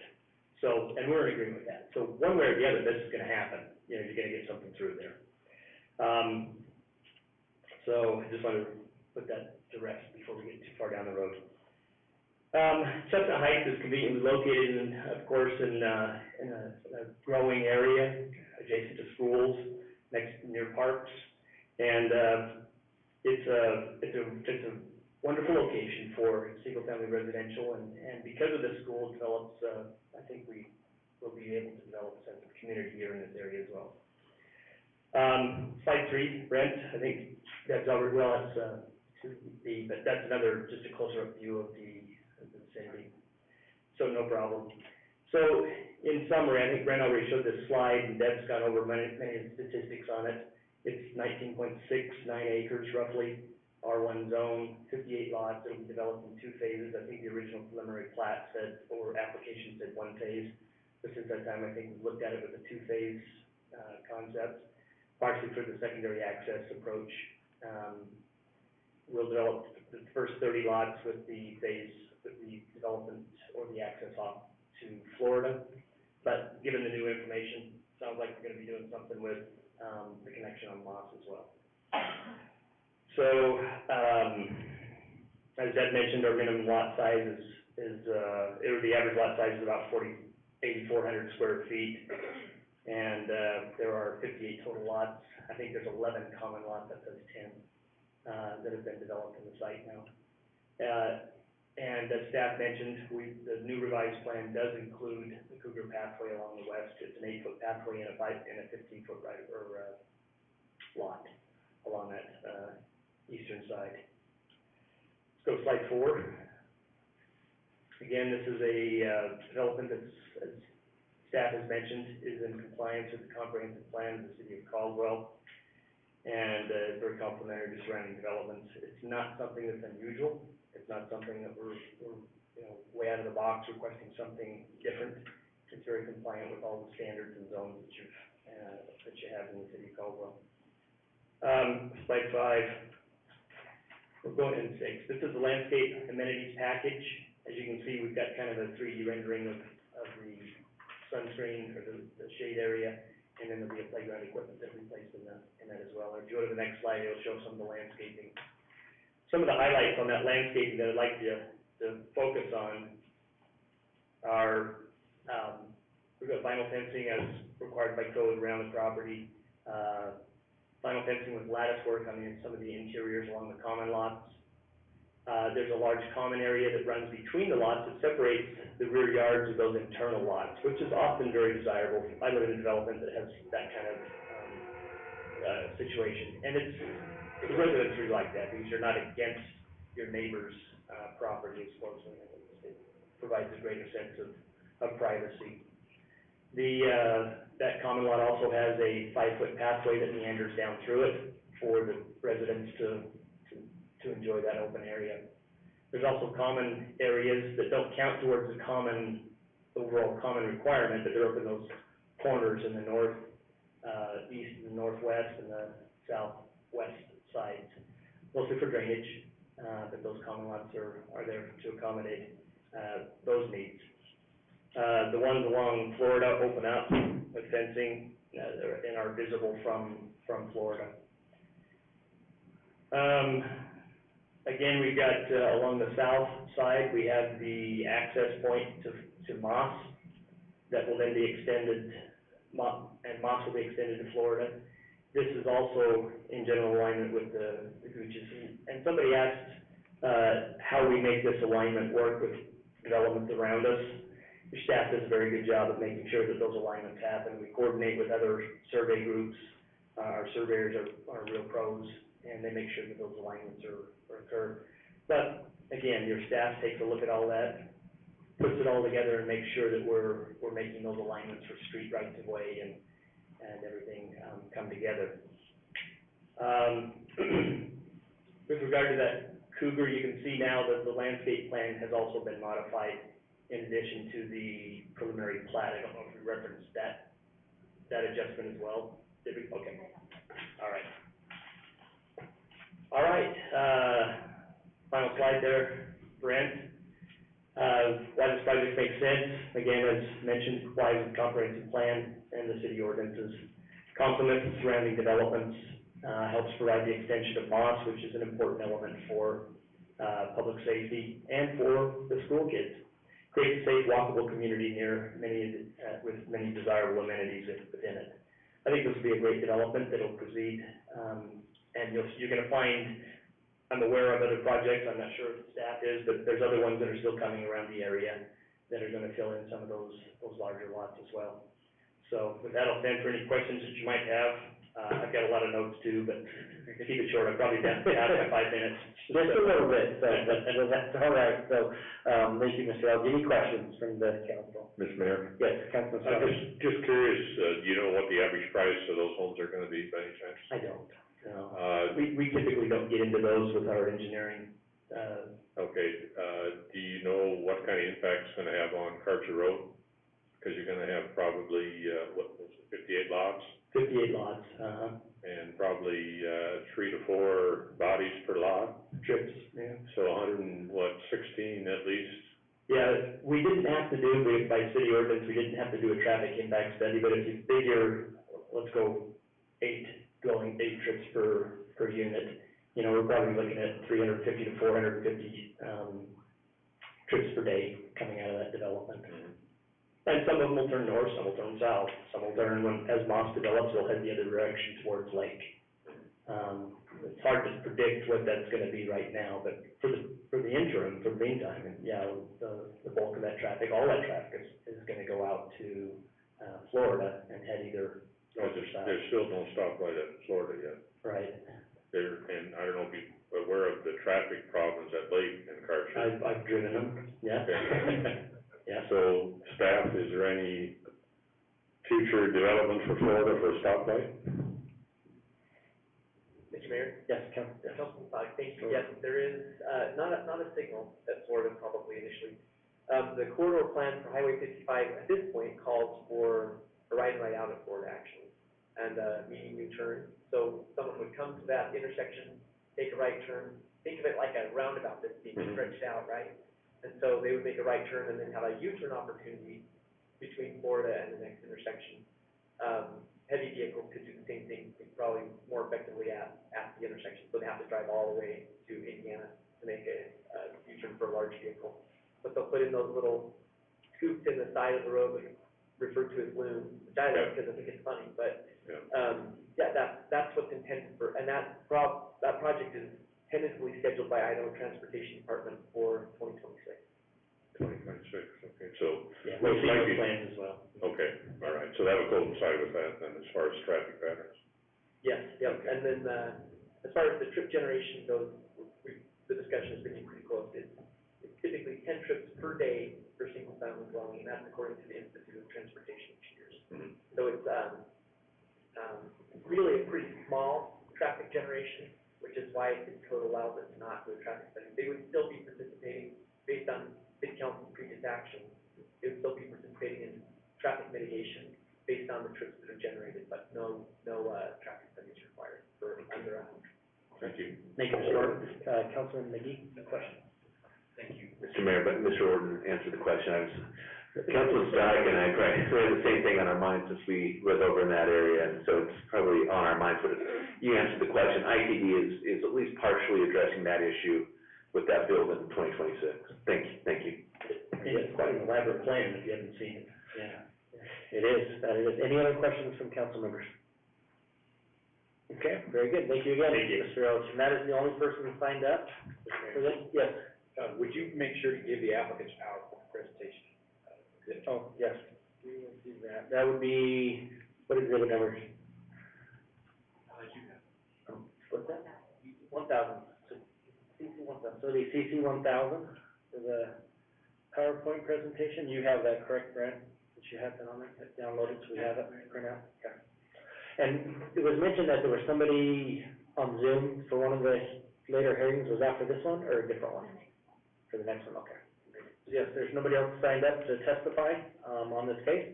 So anybody in the audience that wants to come forward and testify on case SUB 21-027. Let the record reflect that no one came forward. I stand for a motion to close public testimony. So moved. So motion by Councilman McGee, second by Councilman Static to close public testimony. All those in favor say aye. Aye. Any opposed? Motion passes. So with that, that'll move us, again, getting new to this new format, but into discussion, and a motion for this case. So I open that up to the city council for discussion. I don't have any discussion. Then how about for a motion? Okay. Try this again. We're only approving one situation, correct? Excuse me, what was that? We're only approving, I do that all the time, too. Yeah, I hit the wrong button and it just shut my computer down. Debbie has to rescue me over and over again. So this is just for the preliminary plat, there's no annexation rezone, just for preliminary plat. So, based on the findings of fact and conclusions of law, the mayor and city council hereby order that case number SUB 21-000027, a preliminary plat for Chestnut Heights subdivision, south, I don't know whether that's supposed to be there, consisting of 58 single-family residential lots with an average lot size of 8,439 square feet in R1 low-density residential zone, parcel R32733, 19.60 acres, is approved with conditions as listed in section 10. Again, thank you very much. So we have a motion, is there a second? So we have a motion from Council President Allgood and a second from Councilman McGee, for approval of case number SUB 21-027, request by Chestnut Heights South Subdivision, the approval of 58, for preliminary plat approval of 58 single-family residential lots, for located approximately 2,000 feet south of the intersection of Homedale Road and Florida Avenue. All those in favor say aye. Aye. Any opposed? I don't think so. Oh, we need a roll call? Okay, so apologize for that. We'll do a roll call vote. Alden, Yes. McGee, Yes. Dottie, Yes. Doty, Yes. Register. Yes. Very good, thank you very much. Motion passes, all in favor, none opposed. And motion to close public testimony for case number SUB 21027. Close the hearing, thank you. So moved. Very good, thank you very much. So we have a motion by Councilwoman Register. Yes. I was gonna say the whole thing like Chris did. She shut Chuck's So- mic off. That brings up tape next time, that'll work too. So we have a motion by Councilwoman Register and a second by Councilman Sutter to close the public hearing for case number SUB 21027. All those in favor? Aye. Any opposed? Motion passes. We should keep that recording for posterity, 4 years from now. Very good. So that moves us on to action item number 6. This is another quasi judicial matter, and this is for case number SUB 21-034, request by Desert Ridge Investments, Inc. and Nottingshire Caldwell Apartments LLC for preliminary plat approval for Nottingshire Heights subdivision, which is a 2-lot multifamily development in an R3 high-density residential zone. Properties are located at 2804 Georgia Avenue, Caldwell, Idaho. This case was forwarded by the hearing examiner with a recommendation of approval on November 30th, 2021. Ms. Root, if you please give your staff report. Thank you, Mr. Mayor and council. This application is a preliminary plat for a 2-lot subdivision. This property, it was previously developed as a multifamily development, and there's a development agreement and a deed restriction that required that if any properties were divided from the original parcel, that it would have to be platted, and so that here we are. We're bringing forth, the applicant is bringing forth the plat as the property in the northwest corner was divided by deed from the other properties so that they could develop that property separate from the existing development. The applicant was approved for a special use permit by the hearing examiner for a multi-family fourplex unit. They've discovered that their fourplex unit doesn't quite fit the way it needed to when they were informed that they could not encroach upon the irrigation easement. And so they're likely to build 2 duplexes on the property, but what's under consideration in front of the council tonight is just the preliminary plat for the 2 lots, the existing development of 7 structures with 40 units on it. Goodbye. Currently, and then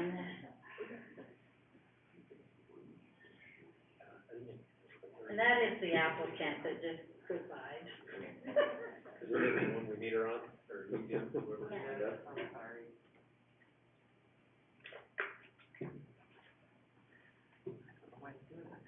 Is it that automatic 30-minute kick out or whatever on Zoom? Must be, just 5 minutes was up.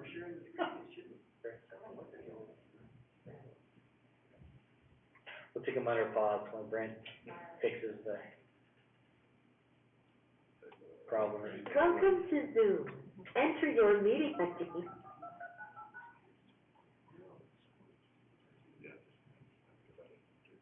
enter your participant ID.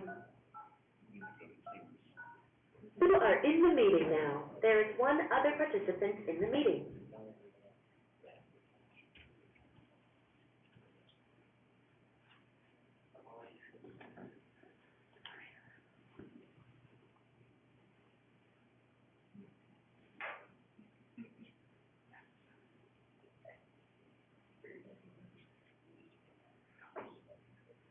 Okay.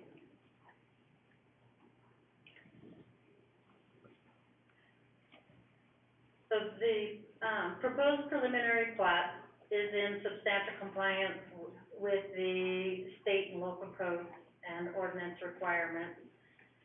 The property is bounded on the west side by the College Lateral, which is where the irrigation easement, was encroaching on their building apparently. Not really, it couldn't make that work when we asked that he not encroach into that easement.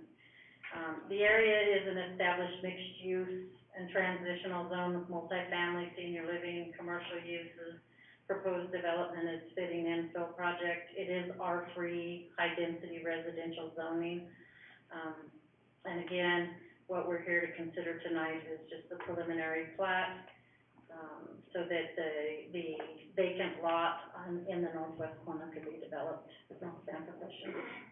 So just real quick, so really, I mean, typically this would be just an allowed use. The only reason is because there's a development agreement that says that they have to do a subdivision if they're gonna build another one of these multifamily plexes right next to the rest. Is that more or less correct? So it was because the property was split from the balance of the property. They possibly could have developed that lot without platting, had they not split the lot from the balance of the property. Okay, very good, thank you very much.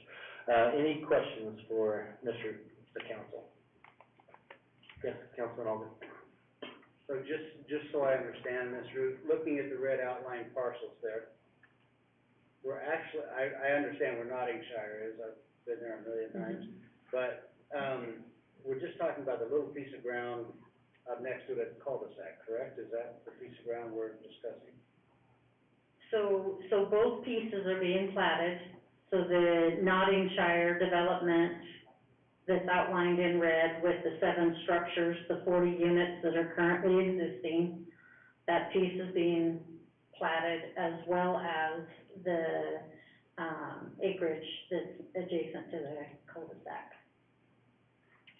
And I think maybe just to follow, I think so they're both being platted, but the proposal, or what will happen is they're gonna build the multifamily on what is that? Correct. Is that correct? It's to be able to develop that undeveloped piece of property. Yeah, I guess I'm just confused with the platted part, since the rest of that has been built for many, many years. It has to do with the development agreement and a deed restriction that required if any portion of the property were to be split again, because this property's been split quite a number of times, but there's just documentation that required that we follow through and plat the entirety of the property in order to conform with that development agreement and deed restriction. But the only new buildings that would occur would be the little square. That is correct. Thank you. Clear as mud. Any other questions from any of the council members? Okay, thank you very much, Mr. Do we have the applicant online?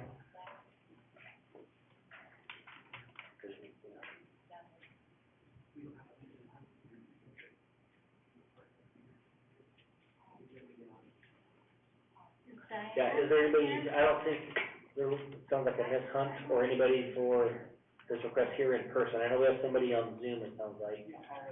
Okay, so yeah. And then we'll need to get his name. Do you want to write it into the legible?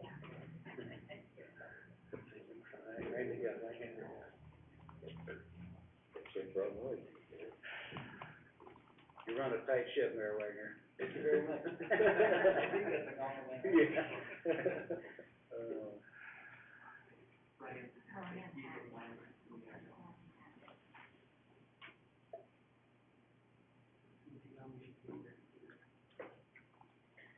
And I'm guessing we'll be able to hear, do you have the microphone or whatever, we'll be able to hear them, or the audio?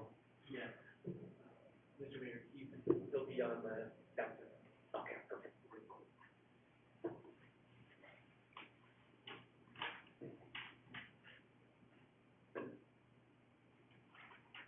Debbie's writing down his information right now, looks like.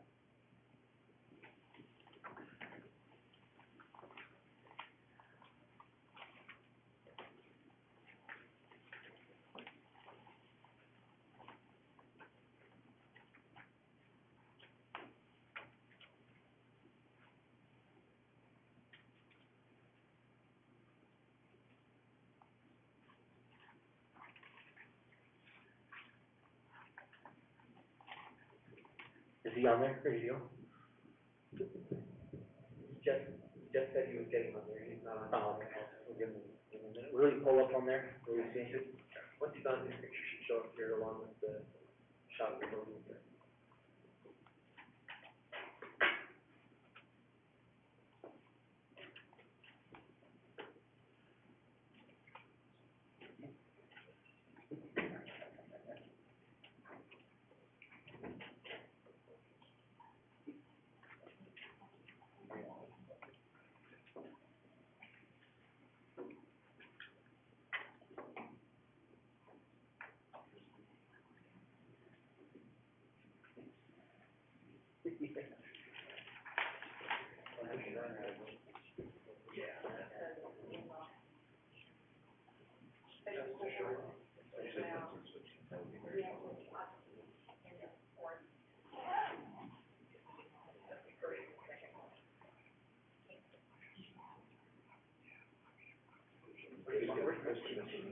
Yeah.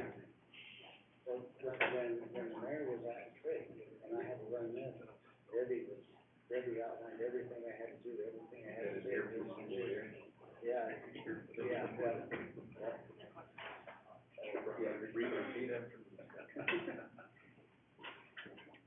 it's complicated. How we doing, Brad? Oh, is he there?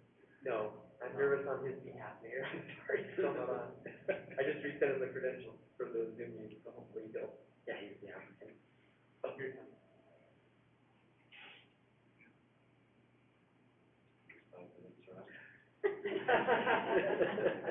Be quick, you got about 20 seconds left. There he is. Okay.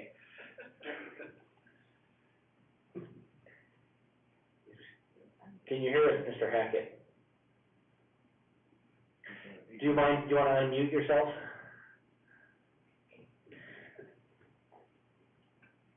For sure, sorry. No problem at all. So just so staff has made their presentation, so if you don't mind, just give us your name and address for the record, and then if you could just describe your request for us. For sure. Ryan Hackett, my address is 3390 Crestbrook Lane in Salt Lake City, Utah, 84109. So, my partner and I received funds, a couple of years ago to renovate the Nottingshire Apartments, which is, shown there, the existing buildings, which we were able to do. We were able to put about, we received funding of about $5 million approximately, and, we're able to accomplish a pretty substantial renovation to that apartment complex. And,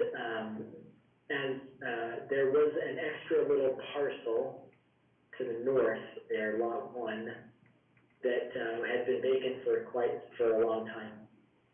And we got approval from the USDA, who is kind of the lender on the project, to be able to release that parcel,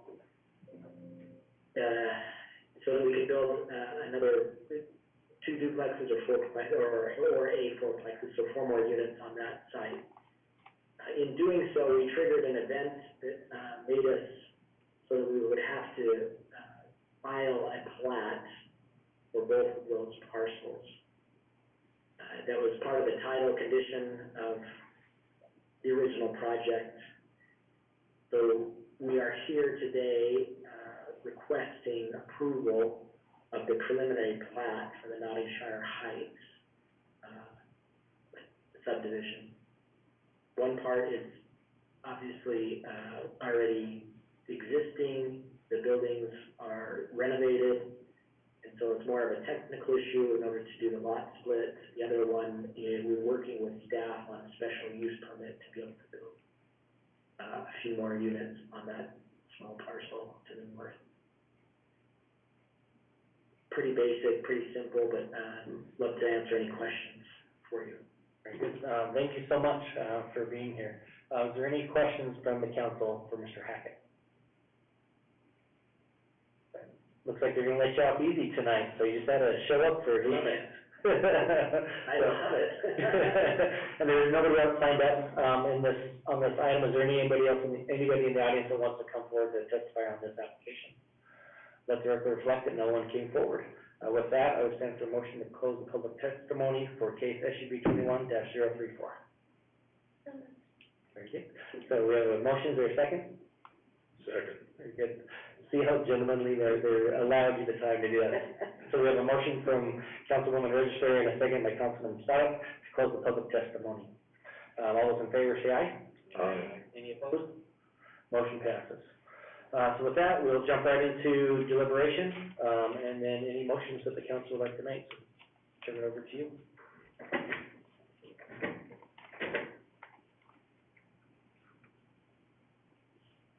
I don't have any discussion, it's pretty straightforward. One of Mr. Hackett's related to Buddy Hackett. I get that sometimes, Do ya? so unfortunately, that would probably be good, but there are other Hackett's that I have relationships, but not Buddy, unfortunately. Very good. So do we have a motion? Okay, so, Mr. Mayor, Councilman Alden. based on the findings of fact and conclusions of law, the mayor and city council hereby order that case number SUB 21-000034, a request for a preliminary plat, Nottingshire Heights subdivision, two-lot development in R3 high-density residential zone, be approved as conditioned in section 10, as listed below, in the report. Very good. Is there a second? Second. Very good. So we have a motion from Council President Alden, and a second by Councilman McGee to approve, case number for SUB 21-034, with the conditions as outlined in the staff report. Is there any discussion? Madam Clerk, will you please call roll? Albright, Yes. Register, Yes. Jody, Yes. Dottie, Yes. McGee. Yes. So motion passes, unanimous, and that is the approval of case number SUB, I can find it, 21-034. Is there a motion to close this public hearing? So moved. Second? Second. So there's a motion by Councilman Allgood, second by Councilwoman Register, to close the public hearing for case number SUB 21-034. All those in favor? Aye. Any opposed? Motion passes. Very good. Thank you again, Mr. Hackett. You are free to go about enjoying your evening. I appreciate it, thank you very much for your help. Very good. So that moves us to action item number 7 under new business. This is considered bill number 1, ordinance number 3395 to annex Highland Estate subdivision into the Caldwell Municipal Irrigation District. With the request to waive the rules, staff on the first reading, and I will read the bill and ordinance by title only. It says, an ordinance of the city of Caldwell, Idaho, annexing a portion of property within the corporate city limits into the Caldwell Municipal Irrigation District of the city of Caldwell, Canyon County, Idaho, and changing the boundaries thereof, directing the city engineer to alter the boundary map accordingly, declaring the intent of the city to pool water rights and apply a uniform method of allocating assessments and charges and providing an effective date. Mr. Orr.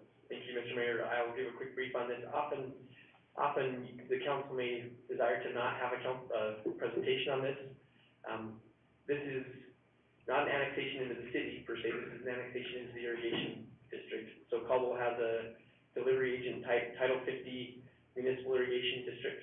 And so, when a development is done, one of the requirements of city code is that they install pressurized irrigation for that subdivision or development and then seek annexation. So what this does is that basically they come into the Caldwell Municipal Irrigation District, which is a layer really over the top of the underlying irrigation district, in this case Pioneer Irrigation. And then we we pool all that water, and, they then pay the city. We charge them what it costs to pay Pioneer the irrigation assessment.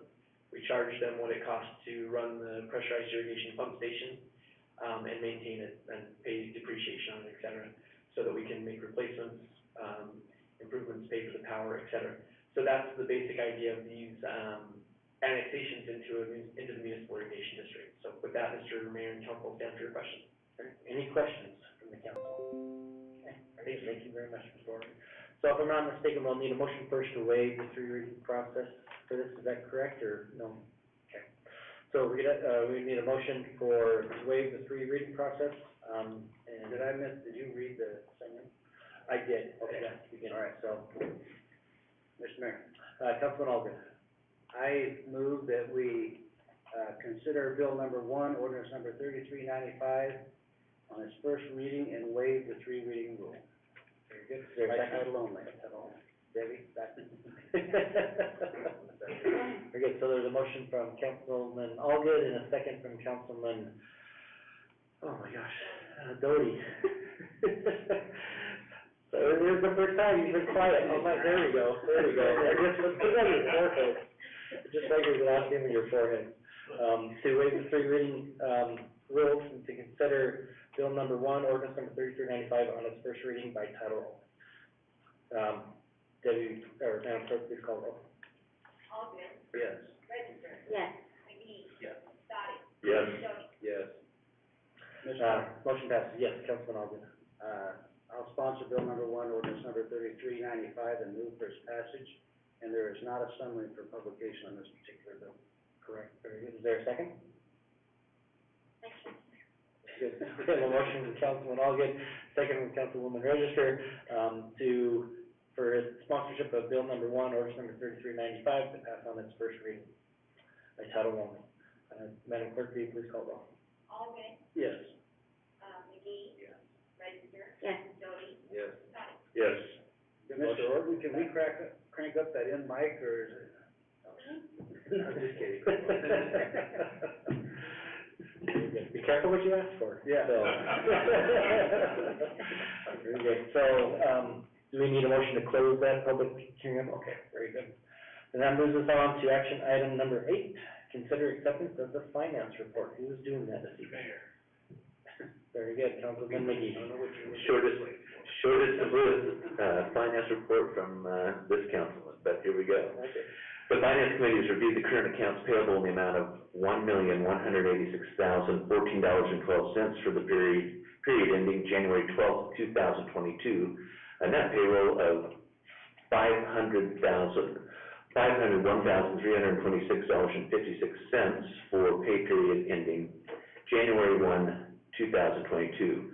I move that accounts payable in the amount of $1,186,014.12, represented by check numbers 159095 through 159305, and payroll for the amount of $501,326.56, represented by check numbers 36857 through 36931, and direct deposits be accepted, payments approved, and vouchers filed in the office of the city clerk.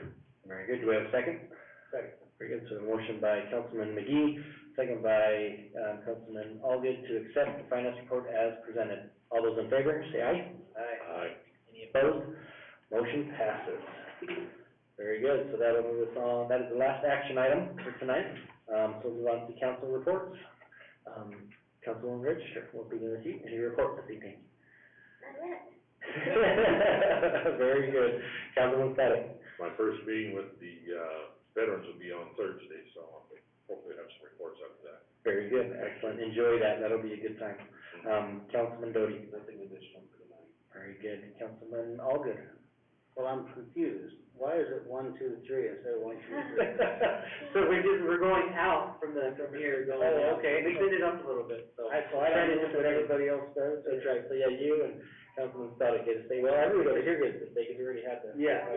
So, yeah. You can run sit next to me more. I'm old, you change things up, it just drives me crazy. You did a good job on everything else tonight, so. Well, thank you. Yeah. Any report? No, okay, Councilman McGee. Very good. So I do have just a few things I wanna make sure, so I don't get in trouble with Debbie.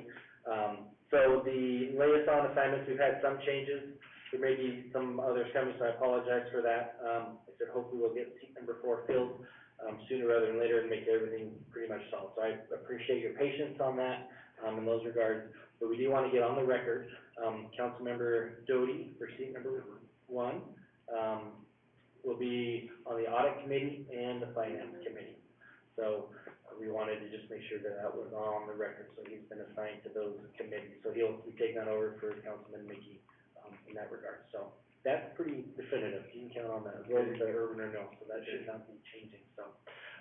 And just, you guys did a great job tonight, so well done. I know it's first meeting for 3 of you, well, first, I guess, full meeting on that, and I know things are a little bit different, it'll take a little bit getting used to, but I can guarantee that we're following laws and rules and ordinances, and really overall, I think, gives a chance for, as you get more used to it, for that open discussion to just jump right into it and really, have the discussion, the questions that you have amongst each other, and hopefully come to the best solution, and then it appears to the audience that we're not just, reading things to read, but they're actually getting to the meat of the matter, in that regard, so you did a great job, and I bet you was cut off about an hour of time tonight, so you're welcome. So, Mr. Mayor and Debbie, just along the same lines we're talking about, in the future, as we do the agendas, we compartmentalize those where they're not separated by so many pages, so that we can, like when you have a rezone and a plat or whatever the situation is, they're separate, where you can put them together? Yeah, I bet we can work with staff, and I should have given Ms. Root a heads up on that, so we can work with them on their report, at the very end, maybe have a combined motion on that. That'll make it easier to put them all together when they do that. I had tried to do that when we first started, and it did not go well. I tried it twice with the councilman, it got shut down both times, so now I won't shoot myself down, so.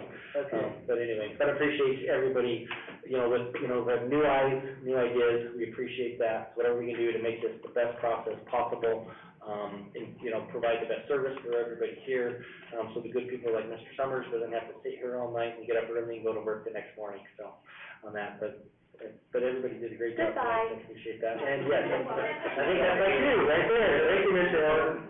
So with that, we stand for a motion to adjourn. So moved. A second? Motion by Councilman Sonic, second by Councilman McGee, all those in favor? Aye. Motion passes, you stand adjourned. And what,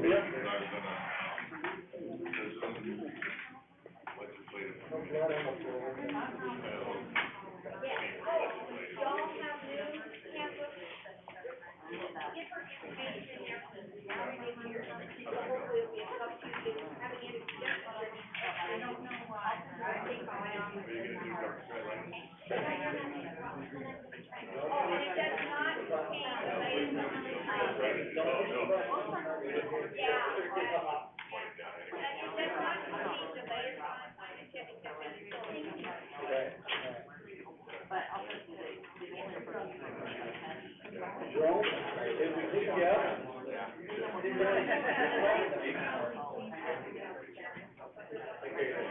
I'll know.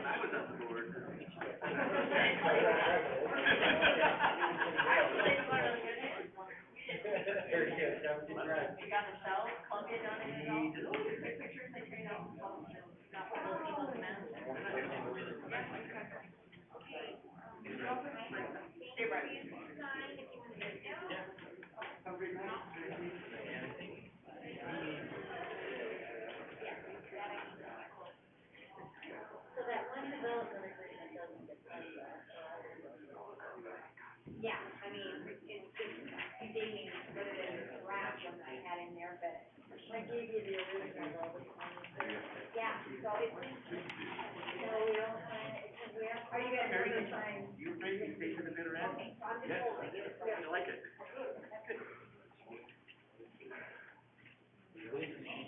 So we want to talk about that, right, or? No, it's good.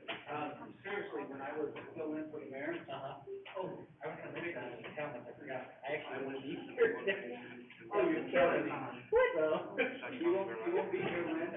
February seventh. February seventh? Yeah. Already? Yeah. I know the first one. I saw it, I forgot, I'm like, hey, by the way, thanks for saying yes, and now I want you to know, I'm gonna be out. And we don't have a six council member.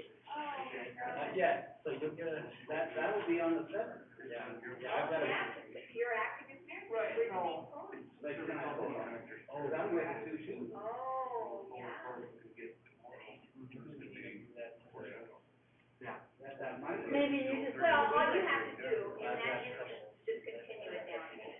So Michelle, Should we continue that's this? what I would like to point out. So because of his absence, then.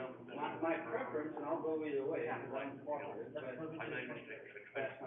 Yeah, so just continue it down again. We'll just do it that way. Yeah, yeah, 'cause I would prefer you bring it in. Yeah, no, and I didn't even think of that. So Debbie? I will give you a cheat. No, well, typically Debbie, whenever I have council meetings, she loads up the calendar with 25. Oh, yeah. Yeah. I'll try to get the word out for you. Try to Hey, get the word out. I should tell the new council members to pay attention to what I would suggest is, because she's always over there, I think the way physically commenting, Carol takes it. From their perspective. I'm trying to be much better about that. I have not been doing that as much. It helps. She didn't share it with Michelle, and then Michelle looked it up and was like, oh, what? Good night, guys. Good night, Chris. Like, other members in the past. I know When I knew Michelle was very Cheryl, impressed. but, you just called her Michelle and said, hey, Michelle. I told you, it's a good thing you shortened the meeting up I'm there. gonna be out. Yeah, so we can go home, we're. Sorry. All right, Steve. You want to back us up on call, that we told her to. Smart woman. And then we're like, well, let's get Cheryl with us. And I think it's like, what happened was, we had already talked, so, I get what you're saying, and that makes sense. Like, no one really got to attend each other. And I know you certainly not. So, then, and I know it's way back, Carol. But then, And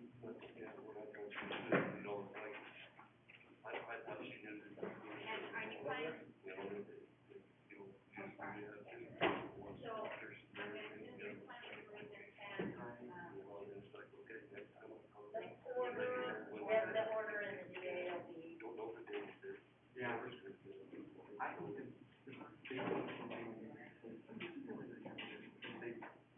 they felt like they were telling him, but not asking, not making a connection to you having already talked to them. That you would, the applicant will be. Anyway. Well, I would have talked to her. Okay. Where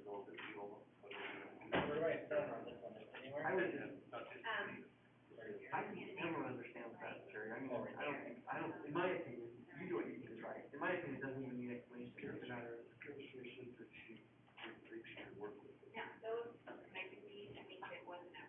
It's like, what, so I don't know.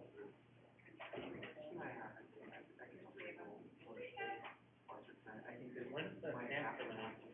you should kind of spur and the needs and stuff, that you're focused on school, but it's just like.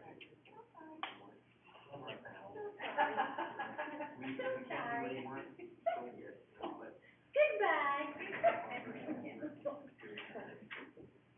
So I wouldn't try to explain it to her, I would just say, hey, I apologize, I didn't mean to come across as demanding. I had said something the other week, and I.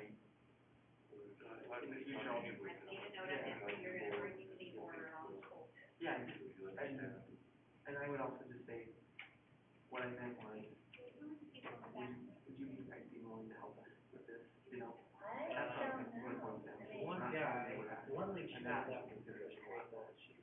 Over here. And they're all, maybe this is, I think Michelle, Michelle, you work for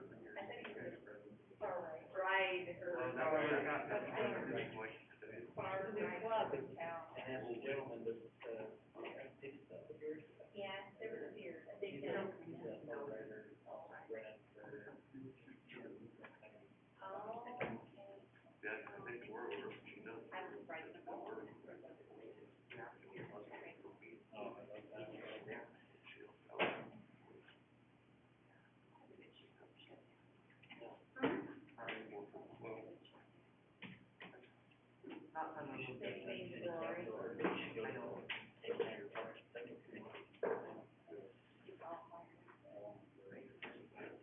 Good job bringing the whole meeting tonight. Now you're ready to come out with budget workshops. We came to a couple of hours.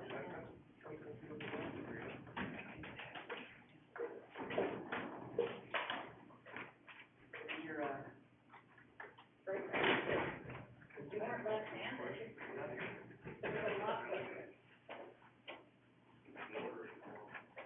yeah, My sister-in-law that'll be good, that'll be a good thing to have. coming here tonight. We went out to dinner last night, with two sisters, well, one sister just had knuckles removed. She had knuckles removed, she had knuckles removed, and so she won't be able to win, because they were so inflamed and so. With arthritis, I had a friend that they had to go in and remove a knuckle in her thumb, because it just started, it just grew out, you know, when she was getting so deformed and painful. Well, just so bad. The problem with Judy is they removed 3 knuckles from her left hand. Is left-handed, so can you imagine? Whatever it is. How that, I can't even imagine. I tried to teach myself the right way. She said she can do her main now, she can do her signature, but you can see me on that. It's not the whole package, even if it's not truly the same, but you probably never, you know. Yeah, no problem.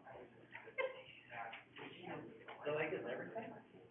Hopefully not, but lately, it has been lately, because all that development stuff has now come to the surface where engineering has to do all those right of ways. Right.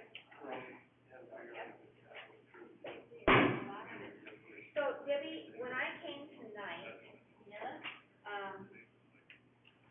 all the computers were up here.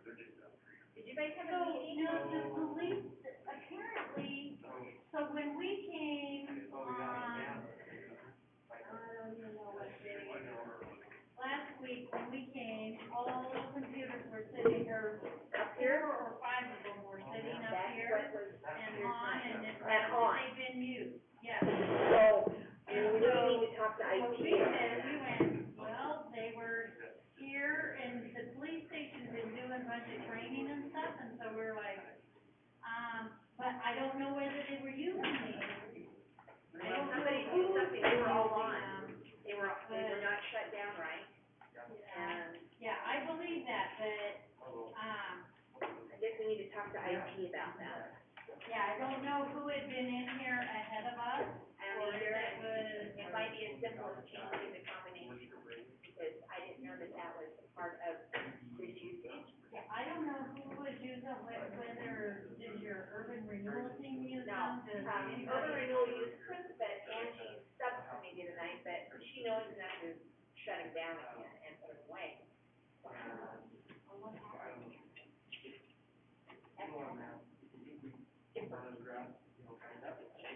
Change the combo. Whatever it was, we left it as we found it, and, you know, because, Yeah, you don't wanna do that. We just need to put them away, and then I'm gonna talk to IT about maybe changing the combo. yeah, so I don't, because, and I think that Cindy and them weren't sure, because the police had been in here with their, whatever training they were doing. Now, here's the deal. Those were bought with our COVID fund stuff for public hearing. Adios or block, anyone? Yep. Be there, be square, you know how it is. Great.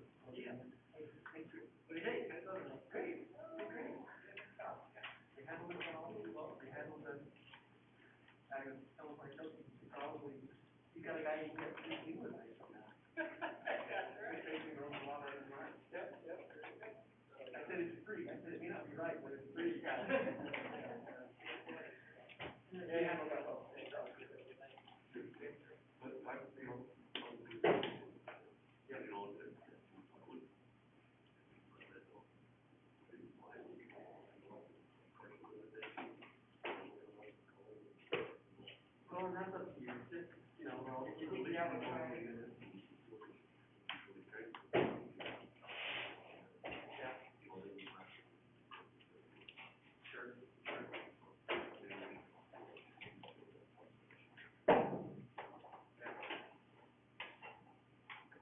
talk to that IT guy about cleaning up his corner back there.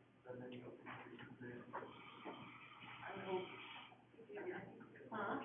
Well, since they changed it, you know, so it's all there. it's just kind of a bit of a mess. Yeah, we need to organize that. And then, I was hoping we would get that new podium over there tonight, but it's still got problems with the microphone being connected yet. Yeah. But it will have a little ceiling release on the top that is being built by Bob, that will have a lighting. So it starts at 5, and it goes to yellow at about 2.5. Oh, okay. Or 2, or 1, or maybe probably more like 1, probably that, and then red at 5. So if you can see that, we can see it. You can see a small little LED thing, but they're still building it for us. I don't know where everything goes. Yeah, that's perfect, I'll put it in.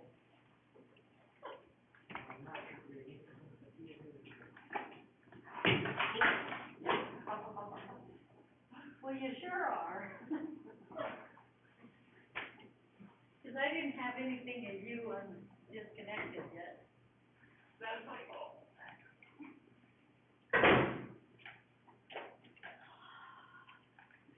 This is HDMI to the culprit.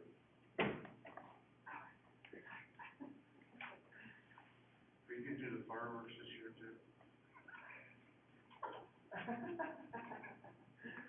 No, I'm just gonna be on the PA system saying goodbye all the time. Goodbye, goodbye. I just said be on, I thought you said be on the PA system. No, Brent. You just should not do that. I have not yet expressed that desire. I hope not. Oh, yeah, see you tomorrow. Thank you.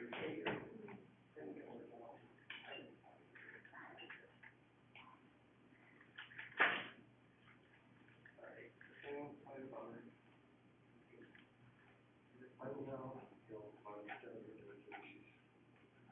understand.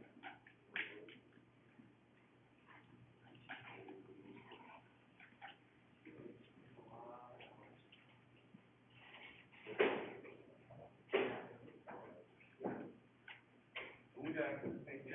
Thank you. Hi, Terry. Bye, guys. See you later. I need something later. Oh, really? Tonight all the computers were up, Yeah. and they were on, they had not been shut down. Did someone have a meeting with people now? Yeah. It wasn't PNC, it wasn't, it's just that they were like that in my nation. Oh, really? So I'm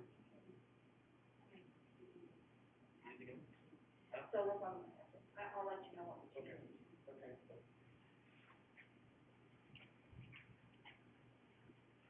Darn, that's too bad. The sound works, we can just sound work tonight, so I think I seen Jose about it once, and I was like, oh yeah, it's the same, and actually, I'm not sure the password is different. There might actually be something else wrong with it, yeah, I haven't been looking into it for about a month. Okay, we need to talk to them about that, because yeah, we should, probably, to adjust There's a nice gentleman from, I forgot his name. Grant, He does really well, and the system was overloading and shut down, that's why he kept losing sound, because he was overloading it. Oh, wow. With the, Yeah, his voice really carries, doesn't it? yeah, he folks would like to often and busy. You can either hear them or you can't. That's right. Rarely a happy medium.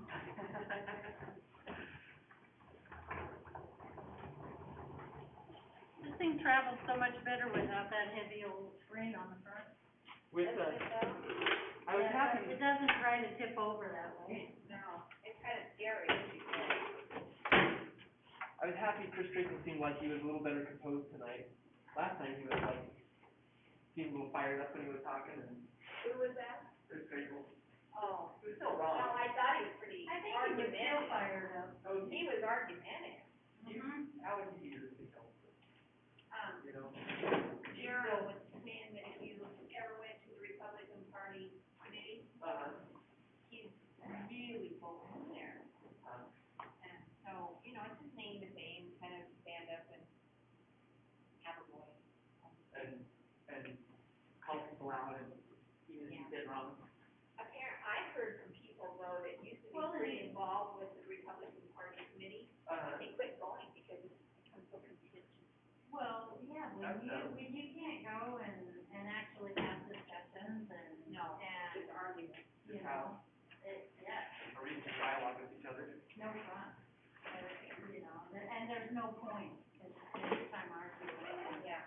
Or not, because I'm not gonna argue with them. You know, refresher on civility or something, huh? Wouldn't that be? The whole entire country does that. Oh, you're totally right. I totally agree. Well, I was joking with Mark Flippy. I said, hey, Mark, we funded the source for some free legal advice for you. I said it won't be right, but it is free. I think he argued it to the bitter end. Well, it's pretty disrespectful to cut off the mayor and interrupt the mayor. That's no fun. It was, and actually didn't even address it, just started in arguing. Just didn't say, Mr. Mayor, here's what I'm thinking. I mean, he just argued. I still think, when he was leading the last council meeting, after this stunt was pulled, Yeah. he was saying to Jim Rice, well, I guess I'm just not supposed to be on the city council. Or I guess God just doesn't want me on the city council, or something like that. I'm like, you think you were going to be installed here? That is not their prerogative, but they believed it, and I believe they All of concluded them. with him. I think so too. I think that's why they all showed up. It was all the different candidates that did not get elected, all showed up with a little conjugation going on back there between him and Nick. I really do. I think they thought, okay, well, that Nick's gonna get whatever, so he's just gonna propose. Well, they thought they were going to propose something. Yeah, Because Chris read that section was just for appointed officials, exactly. which I think they didn't even know about that then. They just assumed, That they could put it in. or Paul Aldridge told them, not to put something on Paul's head or anything. It's just, this is the group that does not check the facts No. until they get. They think that they're able to look right behind me. He comes quite a way. Sitting beside the green over. He's familiar, I can't remember his name. I don't know who that is. I mean, he's familiar to me, but I don't know him. He's an attorney. But he's here quite a bit. I don't think so. He's wearing a ball cap, right? Oh, you're saying other side of the. The one that was right behind me. Oh, sorry, I That thought you guy. were talking about this guy. No, that's Sean Harmon, that's our, he's a planning and zoning commissioner. Oh, good for He's him. a construction developer, something. That's the guy that wears the black hat. He's on our Yeah. planning and zoning commission, he comes quite a bit, he actually ran for one of the. Yeah. Oh, did he? He reminds me of Bundy because of the black hat. Every time he'd show up, he had that black cowboy hat on, I thought, you're looking like Bundy down here. Yeah, he's super nice, and he is, he's very pro-construction. And his money, because he is. That's what he does. And so I happened to, because somebody asked me, well, where does his favoritism lie? Where does his money come from with it? Well, it was a lot of contractors. That's where his campaign funds came from. They were all supporters.